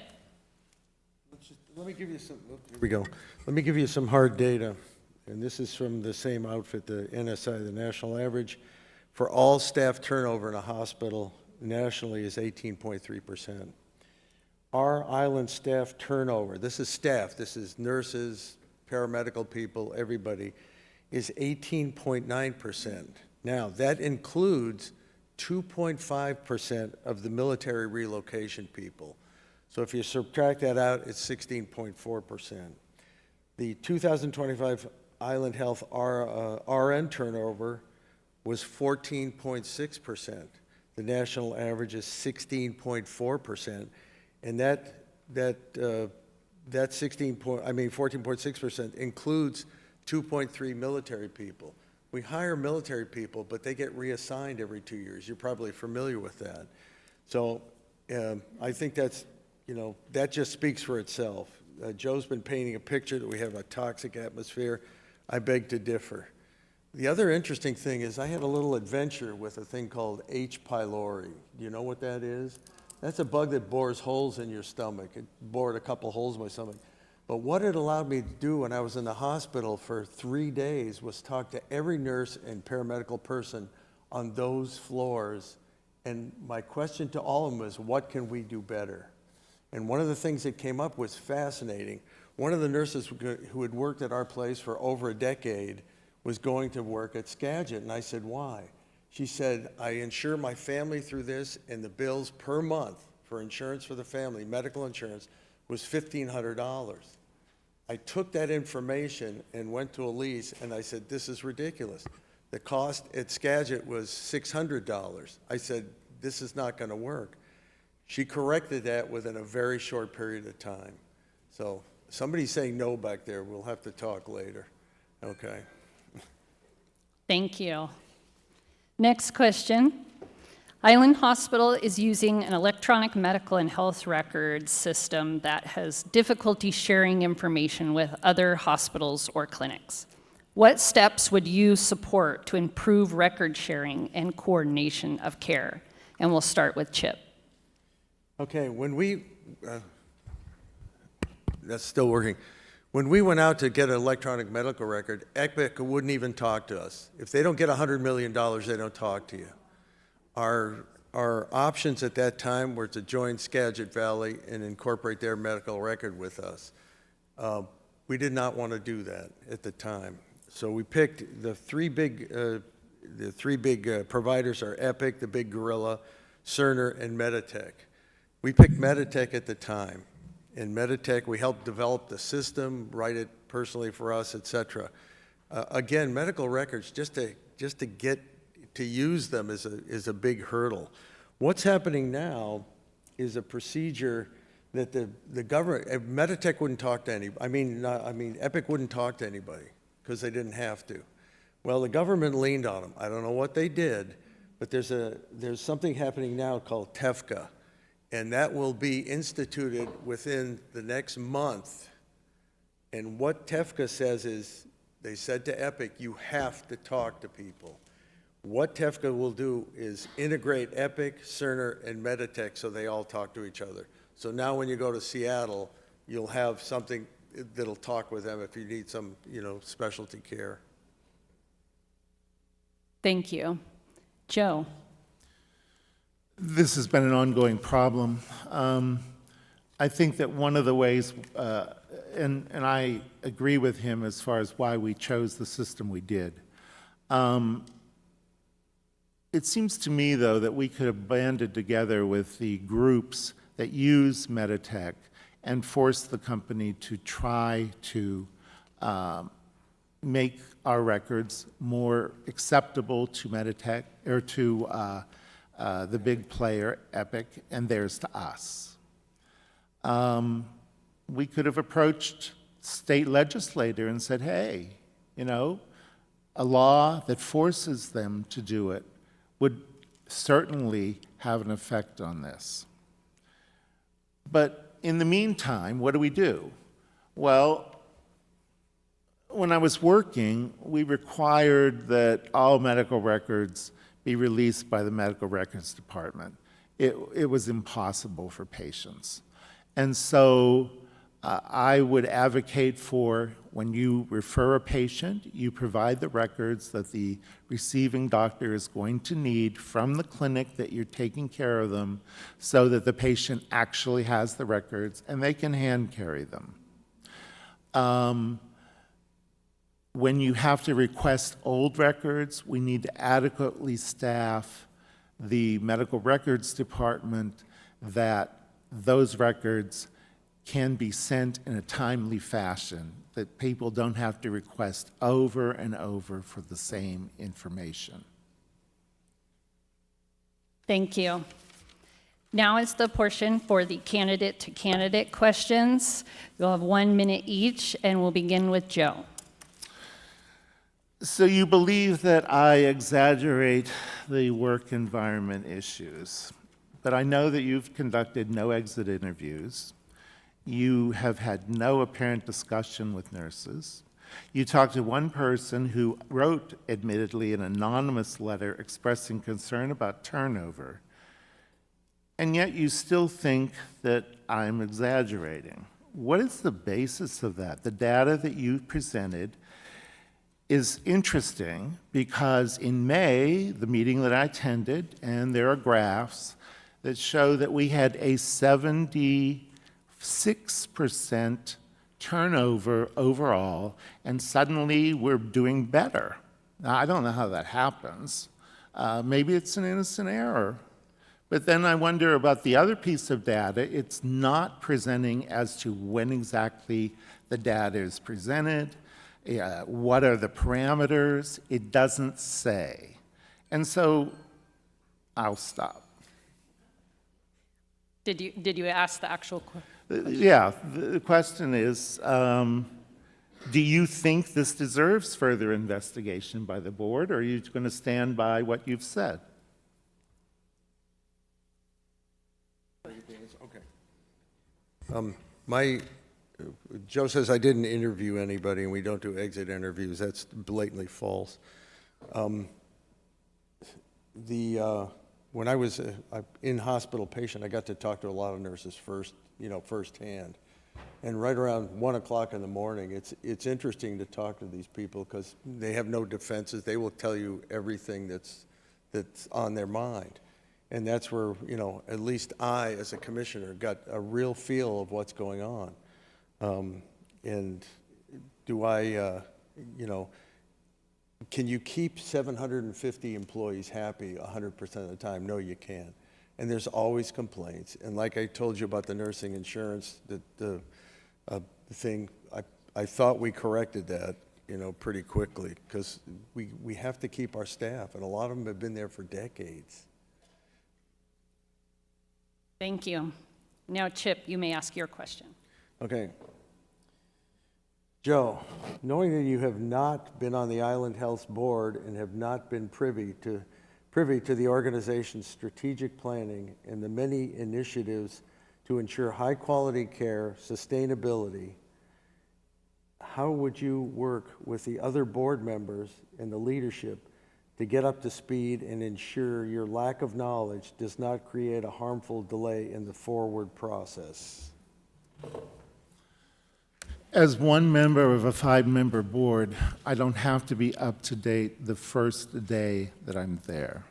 But that doesn't mean if I win this election that I won't spend the time between the election and being sworn in getting myself up to speed on these things. I don't have access to some of this stuff unless I give a, sorry, I think that's telling me bad things.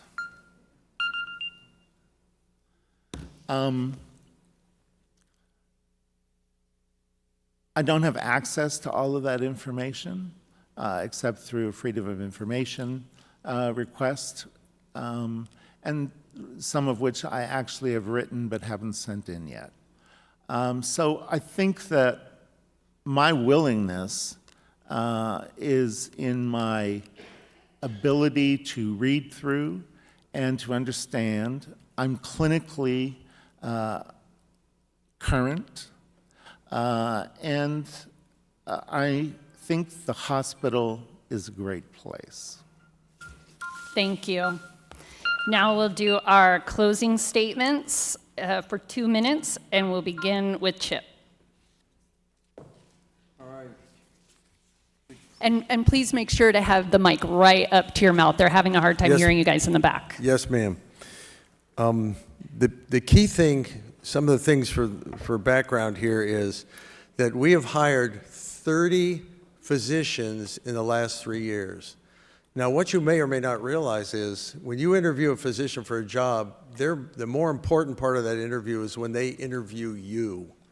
And they interview you because they're going to spend more time at work with their fellow compatriots, more time than they spend at home with their wives and children. And that's a key part of this. 30 physicians have decided to work with us. One of our major problems was the wait for primary care. Now we have all that covered. When you come in, hopefully, when you call in, you can get an appointment rather quickly. The other data I gave you about the nurses. The other interesting thing is we have made more headway into different specialties in the last couple of years than we've made in the prior decade. Those things such as pulmonology, GI people. We have a specialist who's an OB, he's a gynecologic urologist. There's only 2 of those specialists north of Seattle. We have one. The Pro-Alliance group of orthopods in the city was coming apart at the seams. Interesting, I had a meeting with the man who started Pro-Alliance on Saturday, several days ago, and the leadership in that organization is falling apart. One of the orthopods came to us and said, I would like to start my own department. So we pirated 2 sports medicine people from down in Whidbey Island who happen to live in Anacortes and started an orthopedics program and actually bought their clinic. And so we've done an amazing amount of things. And the list of things that we can do now so you don't have to leave town at a quality level the list is very, very long. It would take me the rest of my time just to go over the list. But many, many specialty availability. Thank you. And Joe? I deeply am concerned about our community. With my spouse, City Councilman Anthony Young, we have generously given our time, talent, and rendered financial support throughout Anacortes and across the valley. Running for office has taken me out of my comfort zone to tell you who I am and what makes me tick. I believe in the hospitals and the clinics. I don't want you to come away from this and think that I don't. I trust the care, and it's evidenced by the fact that tomorrow I am supposed to have a procedure in our OR. I am not trying to sling mug at the hospital. I believe we must talk about the issues facing the hospital and not cover them up. I respect the 18 years that Chip has given to Island Health, but we see things differently. Things that alarm me do not seem to rise to the level of concern in him, such as the work environment issues. We both agree, at least he's expressed it in the past, that the OR needs intervention, and it's vital that we do so. But the wait times for patients have gone up, wall times that keep our firefighters and our ambulance people tied up are just not acceptable. We have one employee, and that CEO has not been able to fix years of problems. These have been going on for a long time. I am not suggesting she hasn't tried, but maybe it's time someone is on the board with enough clinical experience to take a look, because that ER is critical to this community. It's critical to all of those specialties he talks about that need to come through the ER and referred out. I believe in our hospital. We face significant challenges. Thank you. And since they are not going to be able to stick around, let's please give a round of applause to both our hospital candidates.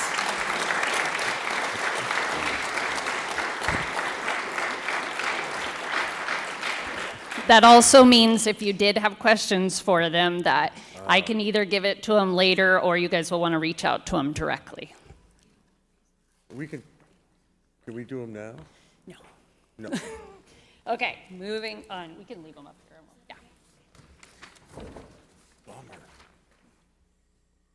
Yeah. Okay, questions for the Port Commission candidates. Question number 1. What do you consider the top 2 issues with the port, and how would you address them? Starting with Mary. Over the 10 years I've been on the Marine Advisory Committee, and I've lived in town and been in the marine sector for 40 years, transparency is a big problem in the port. It has been for a long time. We see it even on the advisory committee, where we will submit some recommendations and then it's like they don't get back to us. So I want to really elevate the transparency, because we really need to hear from you what you want our marina to look like, what jobs you want to bring in. We have a vibrant community of marine tenants and workers, and we have to preserve that. There's not very many places that have the low bank waterfront that we do. That has to be preserved. The working waterfront is number 1 here. The other thing is our infrastructure. The marina is failing on the north end. We have 5 years, we don't have 10. It's a $70 million project. Until last night and September 29th, out of the 200 meetings plus probably that I've been in, I've never heard anything about the replacement. I just spent 2 days at the Boat and Marina Conference. There was a lot of talk about Salmon Bay just lost 3 of their docks, condemned. So 3 of their 5 docks are gone. Those boaters were misplaced. They still don't have homes for them, and they're going to lose all that revenue. 58% of our revenue comes from the marina to the port. So we have to protect our infrastructure. So I would do that by increasing the amount of business we do at the deep water port. Right now, we wouldn't have to build any infrastructure. We could just move forward, get new clients. In my line of work, if I want more money, that's what I have to do. Our port is run like a business. It is not run like a government. So we have to make a living for the port, and we have to sustain it. So I would look to find out what other product can we move by water to get that money, set it aside, and help with infrastructure. Thank you. Terry. I think in some part I agree with Mary that we do need to prioritize the projects we have come up. We do have grant money, and I know that that's got to get out to some major priority type items that we have, like the Marine Terminal Modernization Plan. If we look at our capital improvement plan of 2025, there's a lot in there, a lot that needs to get done, as well as the North Basin recapitalization, T-Dock reconfiguration, Pier 61 redesign, Curtis Wharf commercial pump out. All this was talked about last night in their budget meeting, that annual budget meeting that they're starting to work on and come up with, and a 2026 to 2030 comprehensive plan that they will be finishing up and putting out to the public here soon. And there will be public comment for it as well. I think that's really important, and I do believe that they are being as transparent as possible. Unfortunately, I don't think everyone attends all the meetings or even listens to what they're putting out there, and that's critical. We have several grants. We need to use them. We need to really work and stay focused on the priority projects that we have, and it goes throughout the Port District. There's a lot of projects that's going on. We need to focus on them all, and we've got to do that and keep making sure that we're continuing to prioritize what's the most important and what's critical to continue our economic development and growth. We have several grants, we need to use them, and I'm not sure if we'll have as much coming in the future, and I think that's the second biggest issue we're going to face. We're not certain we'll be able to get grants in the future. It's going to just depend on how the economy goes. So that's did I do it? Thank you. Got in time. Next question. What is your opinion on how the port is doing with their community partners, such as Anacortes Community Boating, the Marine Advisory Committee, and the Airport Advisory Committee? Please explain, and we'll start with Terry. Yeah, I got with the Anacortes Community Boating and the oars folks, and also there was a gentleman there that was also part of the Marine Advisory Committee. And what I heard was that city councilmen, and port commissioners, and I've talked to a few that have also sat in those meetings as well. So I believe there is good communication. There can always be better, and I think we continually have to make sure that we're talking with and listening to what they're bringing to the table, because I think we need that economy of scale. It can't be just, this group or that group. We've got to listen to all groups. And I think along with that, too, is our constituents. I think we need to continually find ways to do outreach and hear from the public. I know we provide that in the board meetings, and I feel that we can go out and do a little bit more of that, and I plan to do that should I get elected. Thank you. Oh, sorry, I'm looking at you instead of Mary. you. Sorry. I think there's been big strides. The city and the port didn't used to work well together. They are now, which is really great. The Marine Advisory Committee, we have some issues. Some days we all walk out and say, boy, we all know the users in this marina, but there's times we feel like we're not, why are we here? Because they're not listening to us. Sometimes they do. That's good. The Airport Advisory Committee, I haven't heard that in probably 10 years. I think when I first started, I asked about that, and that's gone. It's been gone for a long time. I think the advisory committees are really valuable because we know all the sectors of the marina. There's a seat for each one, and there's some at large. I was really interested during this campaign how many people that live in this town aren't that fond of boaters, and it kind of surprised me because we have an incredible amount of businesses that bring so many jobs to this town. And I don't know whether they just think it's a sport and they're not fond of it or really what it was, but it kind of took me back a little bit. I've boated my entire life. It's a great family sport. And other people ski, whatever, but I've boated my entire life. And I think that it's not so much the boating and the recreation of it, it's the jobs that they create. You look at each one of these businesses. We have 72 businesses in the marine trades, and they're all giving really good employment to this town. And we can't lose the marine portion of it because we are one of 8 deepwater ports in the state. And you can't just go somewhere and start up a port. You have to have the land work with it. And we are an island. We don't have as much space. A lot of people talk about developing in Everett and how great it is how they've developed. Well, they've got acres and acres and acres that we do not have. So it's going to be really complex moving forward. Oops. Thank you. Next question. Do you believe the port should play a role in finding a new venue to replace the transit shed? And what is your view on the port taking on the operations and management of such a facility at no cost to the city? We'll start with Mary. I would love to see us have an event center, but I would like it to be done by private industry. We do pay prevailing wage, which we would have to pay a third more to build that than MJB will. They have it in their plans. They will also have a hotel and a restaurant with it.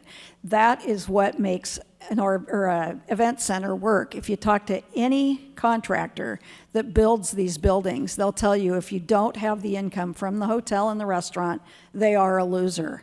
The port is not in the recreation business. Though I really want one to be here, we have donated Seafarers Memorial Park. That's the port's contribution to that. But should we actually build another one and compete against all of the local businesses that have one? I don't think we should, and I don't think we should be in the recreation business. We should be in the marine port business. And I know that if we could get those permits through for MJB, I would rather see, even if it takes longer, have it done right than to just slap it in the marina where there's already no parking. We're going to have a real problem with that. You're going to have a footprint so big taking up our parking spaces. And in addition to that, you're inviting 400 people to come there. So if 2 people come in each car, there's 200 cars. Where are you going to park them? So it's a big concern to me. And there's other applications in the marine world that we could maybe try to put in there that don't draw as much back to the parking stalls.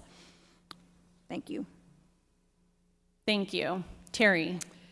Well, that's where there's a And huge- Terry, can you pull your microphone a little Yeah, closer that's to you? where there's a huge differentiation between me and my opponent.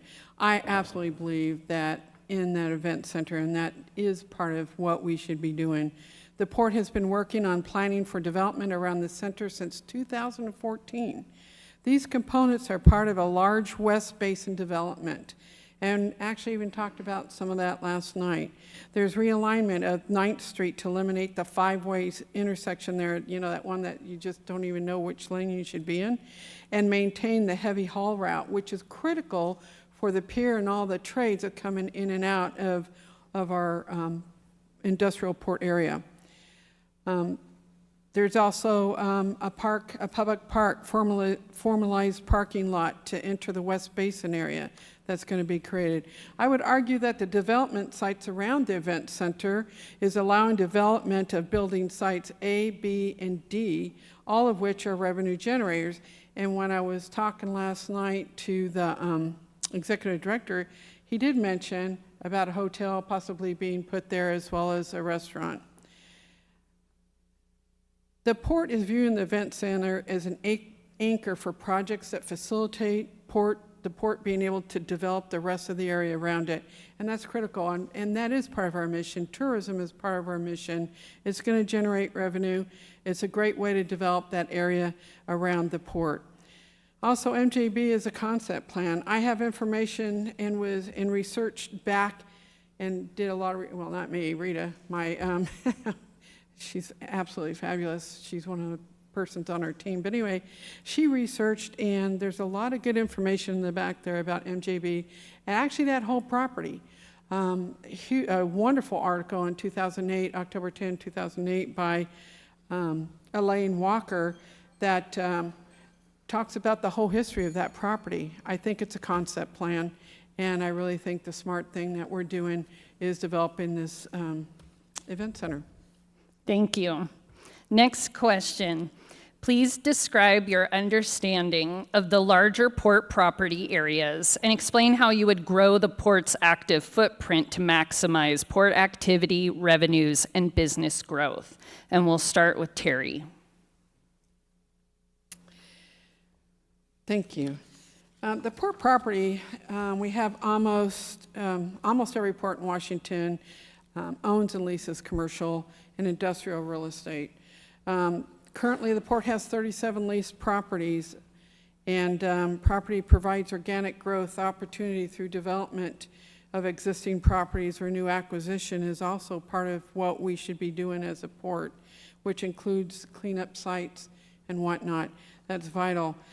Some of the property owners we have is Cortland Warehouse, Curtis Wharf Public Access, O Avenue Commercial Development property around the port and the airport. Of course, you know, one day we'd like to see the opportunity to build the Rockwell Industrial Park. All of these are opportunities for good paying job, which we must bring in. It's got to be balanced growth. It can't be just tourism. You know, we've got to have the commerce. We've got to have the trade. And I tell you, there's a lot of great opportunities One of the ones I think Teresa had talked about to me about was actually an innovation hub. I mean, there's all kinds of potential to bring in great businesses into that area. It's also needed to buffer between the industrial area and the residential area. So you want to get some kind of light industry or office type offices going in there. I think the possibilities are endless, and yes, we've got to find and entice, bring in good businesses. So. Thank you. Mary? I agree that we need to bring in more businesses, but we have to think about the postage size stamps that we have here and what we're going to put on them and what is it going to do to the surrounding areas. I know when we look out the build out of the marina, they talk about 4 different pads, and you look at the parking situation now, and then you add 4 pads plus the people coming. So if really they did do a hotel or they did do a restaurant there, they wouldn't own it, they would lease the land. So we wouldn't be getting the income from that, just the land lease like we do from Anthony's. We lease out the land to Anthony's, they pay us a monthly bill for that. We have the airport has to do the comprehensive plan this year, coming up in 26. Before we can build anything out there, we have to finish that. So we're in line to do that. And I look forward to some innovative ideas up there because I've heard people say they want more hangars up there. They want hangars maybe with an apartment or an office. But other businesses probably would be better for up there. It depends on what our leases are. You always have to look at your ROI, find out what it's going to be for whichever ones we build. Do we land lease? Do we build it? So we have to look at all that, and we need some input from the city. It's really important that you guys speak up. It's really important to me to know before we spend money what you guys want, because once we spend the money and make all these great plans like we did for the first event center, $800,000 was spent. 200 of it we were able to use for the RV park for some of the groundwork that was done and that kind of thing. But 600,000 was gone because the public came out and said they didn't want it. So I think the approach should be for public comment first and then to figure out what is the needs. If MJB gets to build out, what is left that we need and what fits the port, the space, and the neighborhood. It's really important. Thank you. So now we'll do the candidate-to-candidate questions. Mary, you will start. So the first time I saw Terry was at the very first forum that we did together.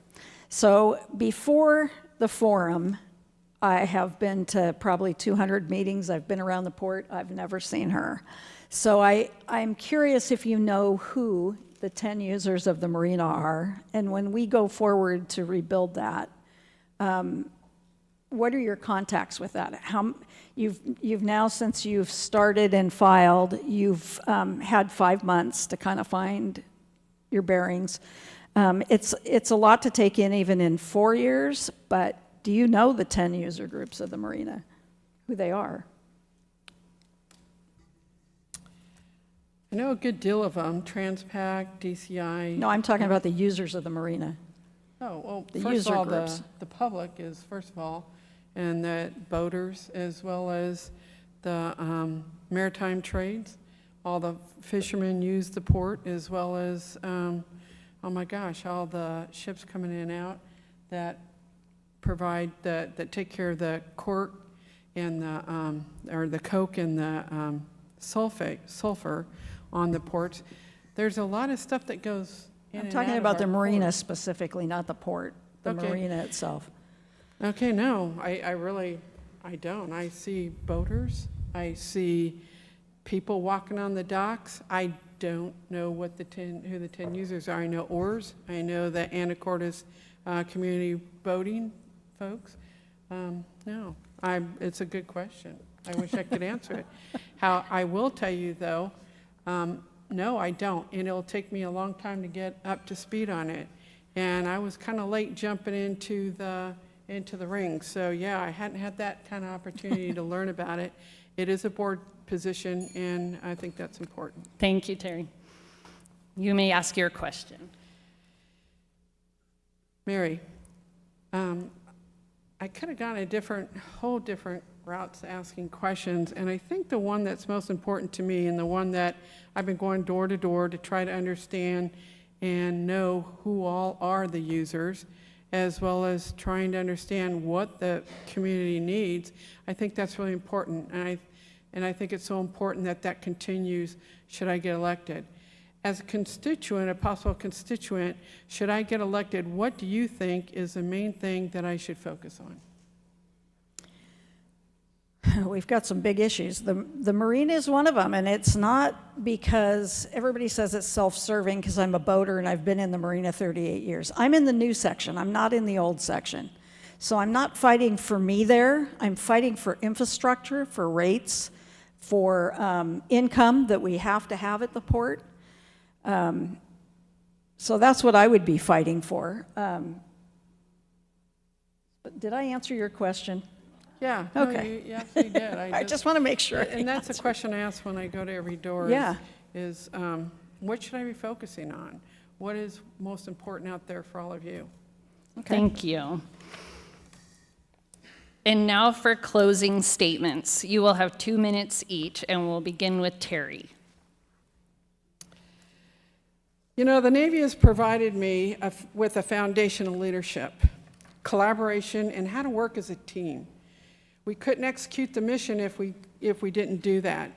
And I have built on that my whole entire career.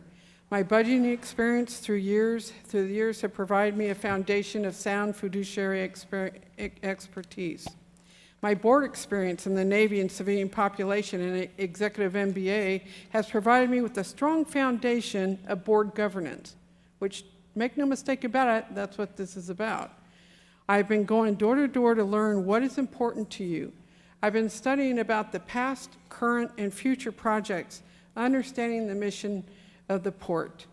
I'm honored to have the support of former excellent port commissioners, Ray Niver, Ken Goodwin, Joe Vados, and Keith Rubin.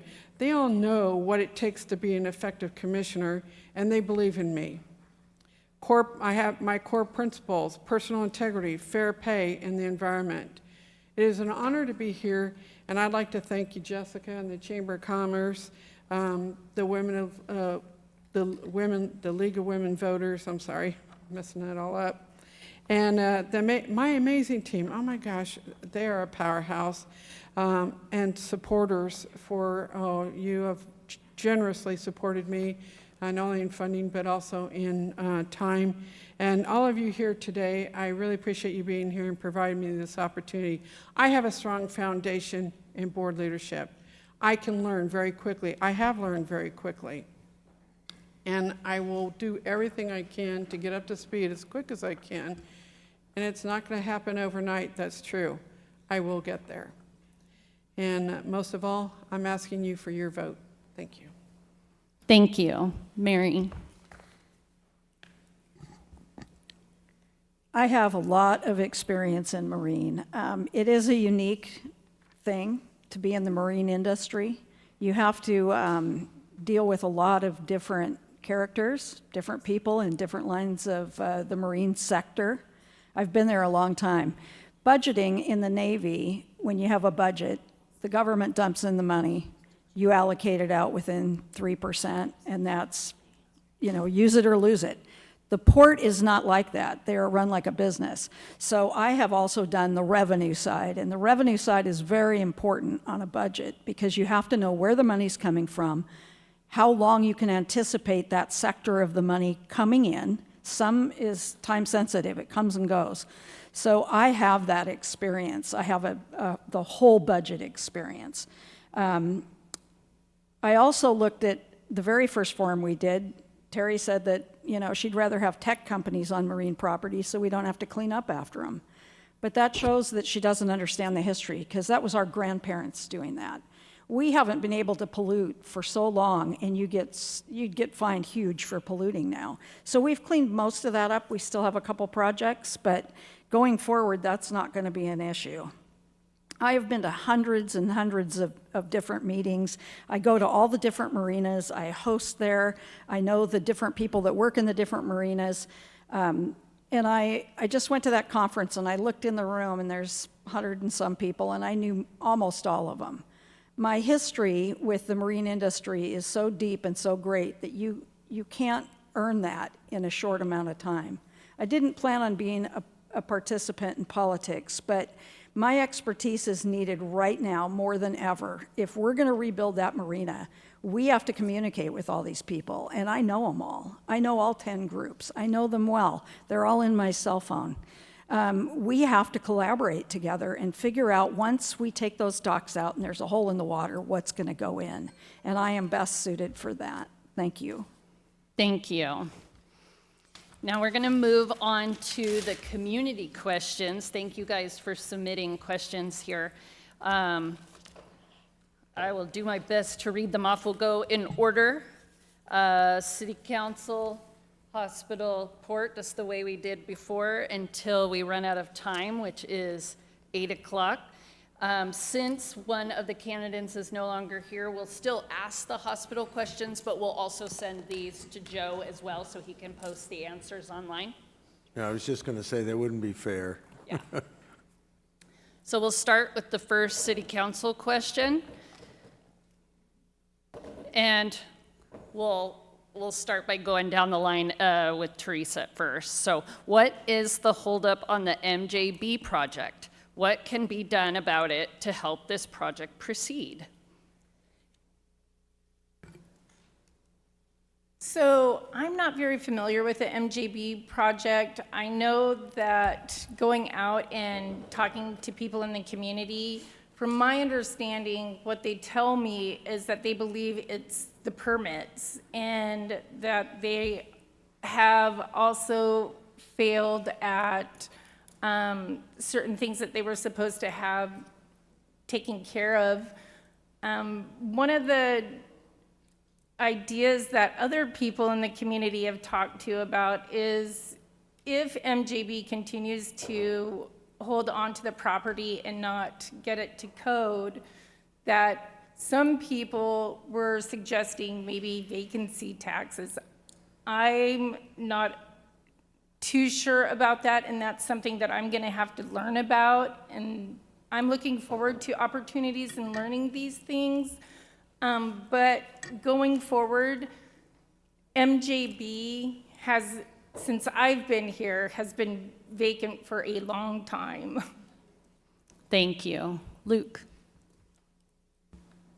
Again, this is all secondhand information, some of it, but my understanding is that they're currently trying to get their long plat permit taken care of now. I know that there's a lot, from city council people I've sat with, there's a lot of support for it done right.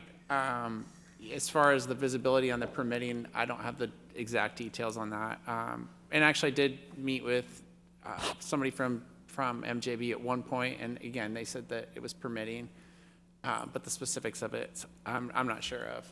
And I do know that there's a commitment, it sounds like, from Ryan and the rest of the council people to try to do this right, if we can do it, and see if we can speed this up. So that's as far as I go with it. Thank you. Courtney. Thank you. So I have met with Jimmy Blaze and Gary Merlino from the MJB project. I've walked the site with them. Luke is correct, there is a holdup with the long plat, and it's, from my understanding, it's because the city wants to make sure that there is public waterfront access, and that waterfront esplanade that would continue when you come around Seafarers Park, that it would continue. Again, I'm hearing one side of it. The developer is concerned about putting in a permanent esplanade when construction on those parcels would need to probably tear up that esplanade after it's been built. So I believe they were coming back with a possible temporary solution so that the city knows that they are committed to doing the waterfront access. Thank you. Carolyn. So yes, definitely the permitting is being held up, the land division and the shoreline permit.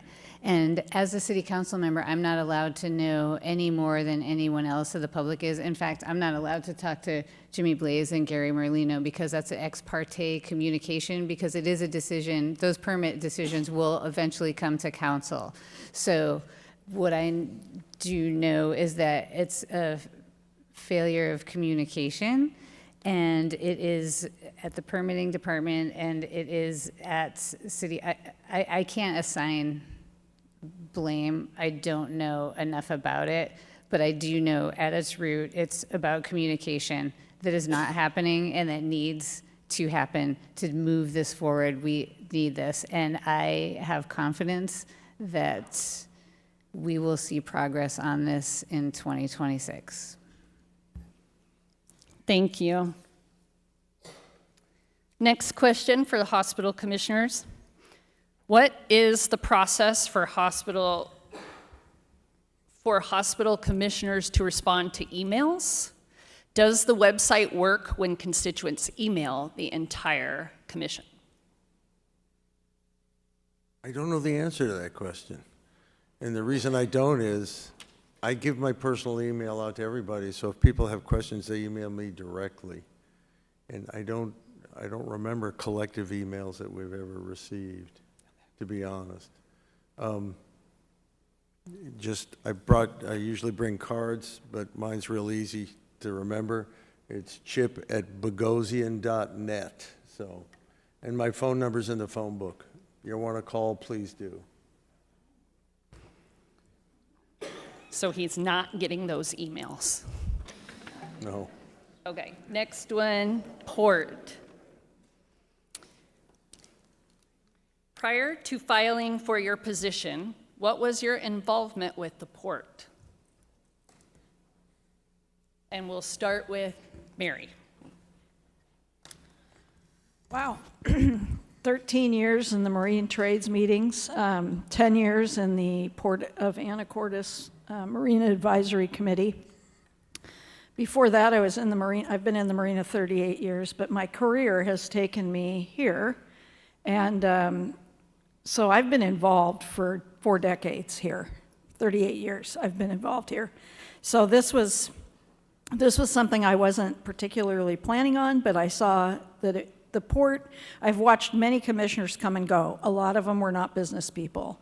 I've seen a lot of decisions made that could have been better made by people that do run a business. So I felt like our group has said to me, you need to step up and do it. And I agree, I do. I'm at the height of my career. It's the perfect time for me to do it. I don't have kids at home anymore. And my husband's very supportive of it. And I think I have a lot to offer. So I've always been involved. It's not like I just filed and now I'm involved. I've been involved for 4 decades. Thank you. Terry. I think it's pretty obvious that I've had no dealings with the port except to enjoy the port, and use some of the facilities there. That's it. That's the most I've done. I think the port offers a lot of great things to the public, and I think that's important, and the community. And like I said, I jumped in because it was something I knew I can do to contribute to this community. And I know that the position requires sound leadership, and it requires somebody who's really going to be able to get in there and really provide good governance to that board. They're already doing great. I think the port is doing good. The board is a good board. I think I have respect for everyone on that board, and I like to continue that. So. Thank you. Next question for city council member or candidates. What downsides of more affordable housing have you thought about? And we'll start with Luke. There's a lot of potential downsides if it's done wrong. I think it's about strategically doing it. I think even incremental steps in the right direction, getting public feedback is really critical. So I've been encouraged through the whole comp plan process, seeing so many people write in about their concerns, about the things that they're looking for. I think that, again, like we've seen a lot of examples of cities that have done it wrong. You see large like large apartment complexes separated from the main community. That separation, I think, creates an issue. I think trying to focus affordable housing issues or affordable housing densification downtown makes sense, done right to fit with our community character. I think makes sense strategic things like with ADUs, cottage housing, again, conversions from single family to duplex or triplex in ways that don't affect have less of an impact on community character and community, got 1 minute, all right, is important. So I think boiling it down, public feedback is critical, because without it, I think you have a lot of people that are upset, and I think the more people that are weighing in on this, the better. I've seen a lot of great ideas come through the comp plan, so I think without having that, you could see things go sideways. Thank you. Courtney?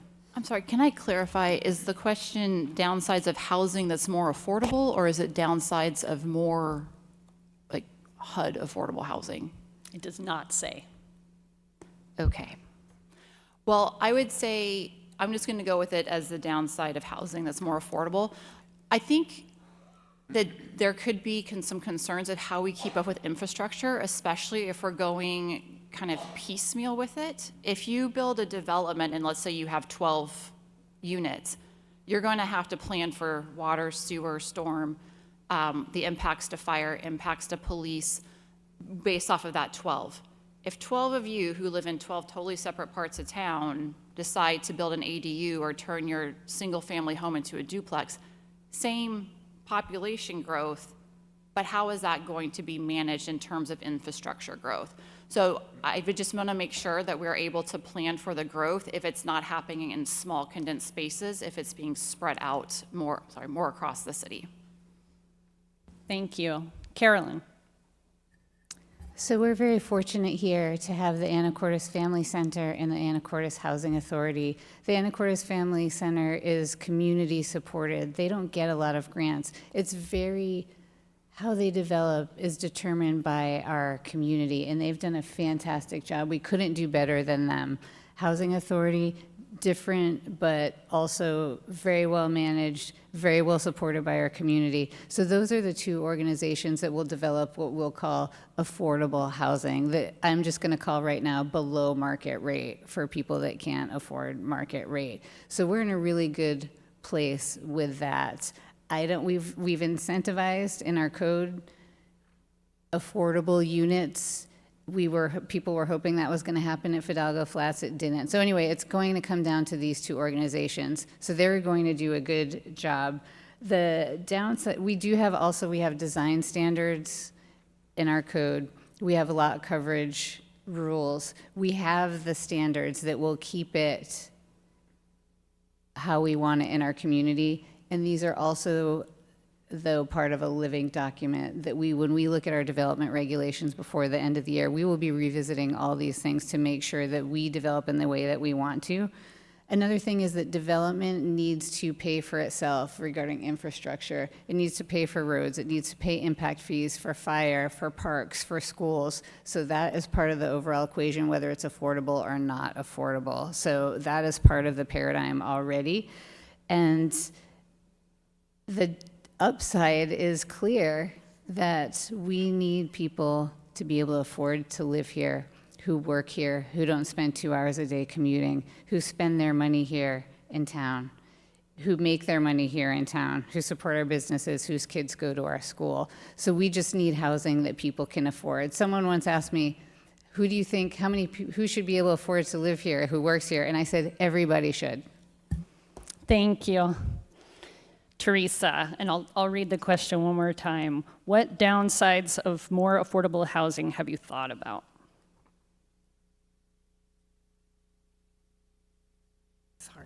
Sorry about that. Affordability is one of the downsides, and I sat on the board of directors with the Anacortes Family Center for 4 years and got to see the collaboration with the city and with Housing Authority and how the transitional housing worked with that, building more family-sized apartment complexes, whatever, to help families be able to afford housing without having to pay first, last deposit on a home. I believe that also something of huge importance is where you put it. I heard what Luke was saying and Courtney were saying about, where they should be, but being in a situation where I lived in housing, Section 8, it made it really complicated for me and my kids when we were not necessarily close to schools, not necessarily close to my work. So I think geographically where we put them is going to be of importance as well. Thank you. Next question will be for the hospital commissioners. Why does it take first-hand experience to know what is going on in the hospital when you're a commissioner and have a CFO who is answerable to the board? Chip. It's interesting because there's two perspectives that we have on the board. One is Warren, who looks from the top down, me, who looks from the bottom up.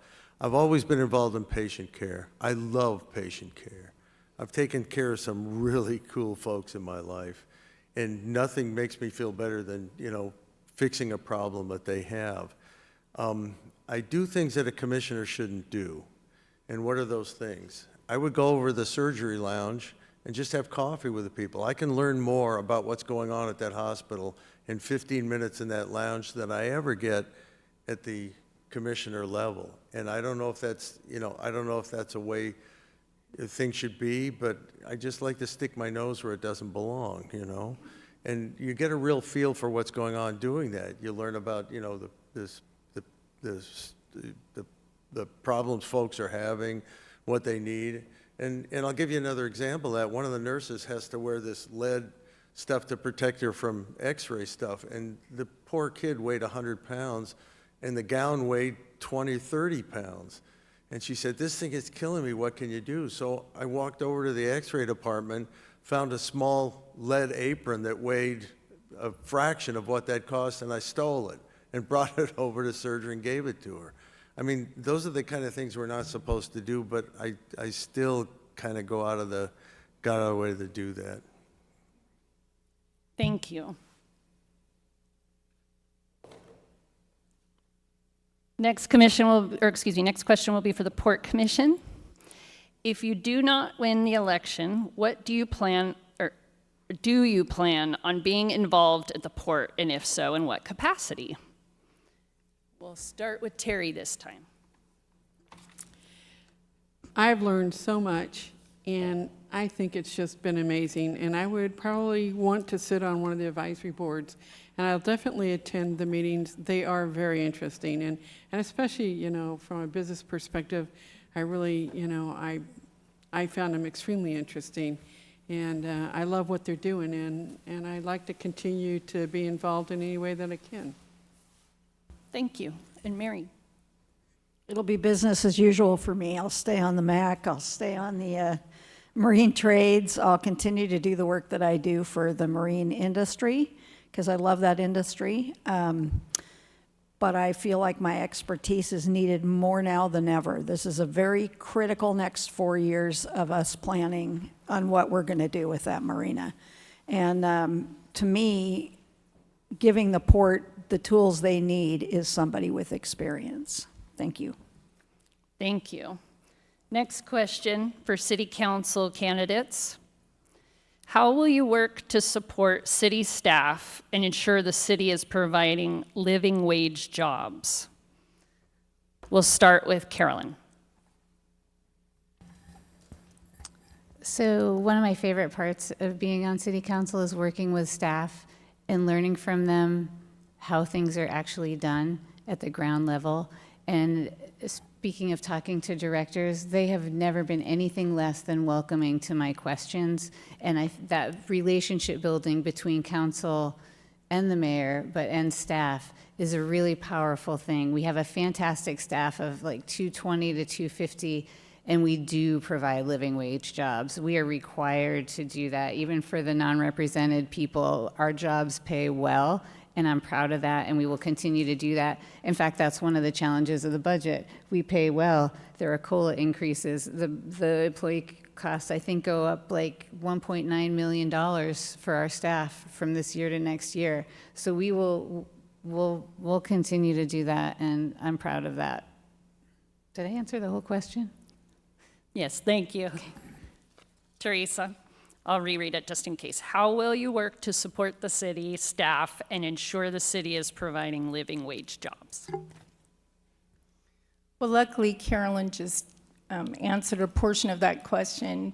But one of the opportunities I had working for Safeway is we were able to conduct like what we called service huddles. We would go in and check in with our employees once a week, engage, see where the problems were, what were on, any kind of burning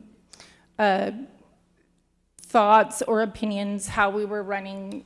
So total engagement, I agree with engaging with the staff and just doing check-ins. Thank you. Luke? Similarly, I think it's important to check in with directors on a regular basis where that makes sense, and also staying in touch with the mayor and getting the mayor's perspective as well. I also certainly value living wage jobs and certainly good pay for our employees. I was testament to that. I've had the Teamsters endorsement, the Northwest Labor Council endorsement, and the firefighters endorsement as well. So good wages for our employees is critical, and supporting that with the budget process is important too. So checking in and making sure they're taken care of through the budget process. Thank you. Yeah. And Courtney? So everyone's covered the prevailing wage component. In terms of supporting city staff, that would be something that I would probably work very closely with the mayor on. He is in charge of the staff as the executive leader of this city. I am someone that does like to talk to people. I do not want to impede their workflow, but I am someone that definitely likes to go in, talk with people, learn about what they're doing. I would like to continue to do that in terms of city staff. Again, I do not want to impede their flow or get in the way of how they are going to be structured, but I plan on doing that as part of city council. Thank you. We'll skip the next hospital question. Looks like the last port question is, what is your motivation for running for port commission position? We'll start with Mary. My experience. I think this is the time the port needs me the most, and I needed to step up to do it. This, like I said, is going to be critical. So we have 5 years maybe left on that marina. We don't have 10. So right now is the time that we have to get started on the planning and get all that sorted out and talk to all the users, which will be real easy for me because I know them all. So that's basically what we need to do right now. Thank you. Terry. My motivation primarily is to having something to do that's purposeful. And I think for me, it's really important that I'm involved in something bigger than myself where I can make a difference, that I can use my skill sets and have an impact that will benefit our community. For 45 years, I wasn't really able to be part of a community. I moved around, Navy, 45 years. And finally, now that I'm here, this is a place we retired, we love it here. I want to be involved in this community. I want to be involved in something that I have the skill sets to do, that I can make an impact and hopefully make a difference. And that means listening always to the constituents. And that includes all the concerns that Mary has too. I think that's important, that we listen to both our trades, our commerce, and also the downtown area. Thank you. Thank you. Next question is for the city council candidates. What specific strategies would you utilize to increase responsiveness to public input? not just for council members, but all city employees. Having emails and letters never acknowledged sends a very negative message to the public. We'll start with Therese. I am a people person. I've been in public relations, working in the public sector the majority of my time here in Anacortes.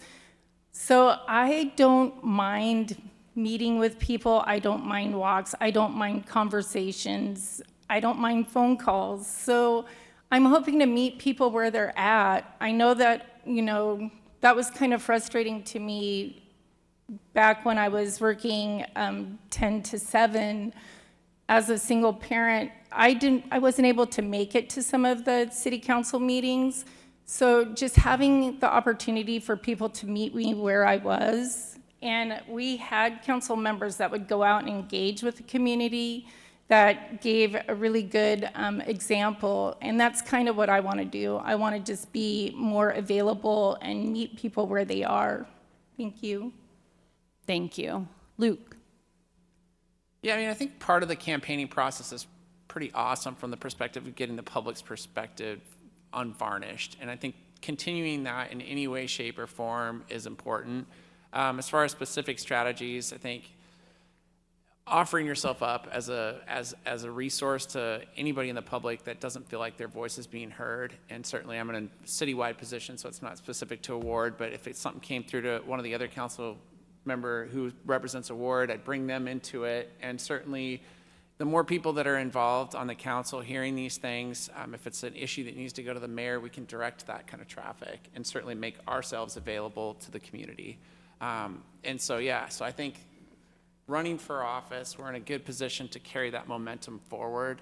And I'd be really interested to see, like the new mayor is going to come in with new ideas around this. So it'd be interesting to see what those are and provide input as a council. But you can definitely see the trend is towards, even on council, having more transparency, more conversations, trying to get that out there. So I'm optimistic about it. I certainly don't like hearing that hasn't been the case up to this point. And I think it is a little bit of it's a weird experience when you come to a planning commission meeting or it's a city council meeting. Everybody's sitting up here. It's a little intimidating. You have 2 minutes, and there's not a responsive dialogue. And so that can feel like your voice is not being heard. So we need to do some things to kind of break down that barrier for the public. So you do feel like your representation is hearing you. I'll leave it at that. Thank you. Courtney. Can you repeat the whole question again, please? Sure. What specific strategies would you utilize to increase responsiveness to public input, not just for council members, but all city employees? Having emails and letters never acknowledged sends a very negative message to the public. Thank you. So I do think if they're not already there, or if they're there, they need to be clarified. There needs to be some very specific expectations and operating procedures for city staff, city council, city committees, as to what is the expected response time, what is the expected response.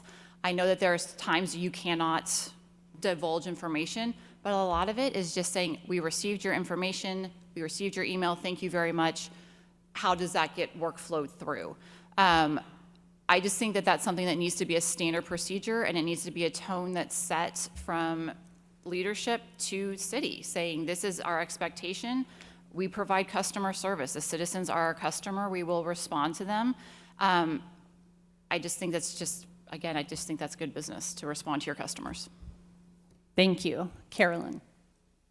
A lot of good things have been said here, and council number one is not in charge of staff. I can't tell staff what to do or how responsive they need to be. That's the mayor's job. But I am in charge of how I respond. And as a council, at our conversation last night, we've been revamping our council procedures with really great conversation amongst all of us. And one of those things relates to public comment. People come up and they have 3 minutes and they can speak, and we can't answer them or engage in a dialogue because it's not the place for that.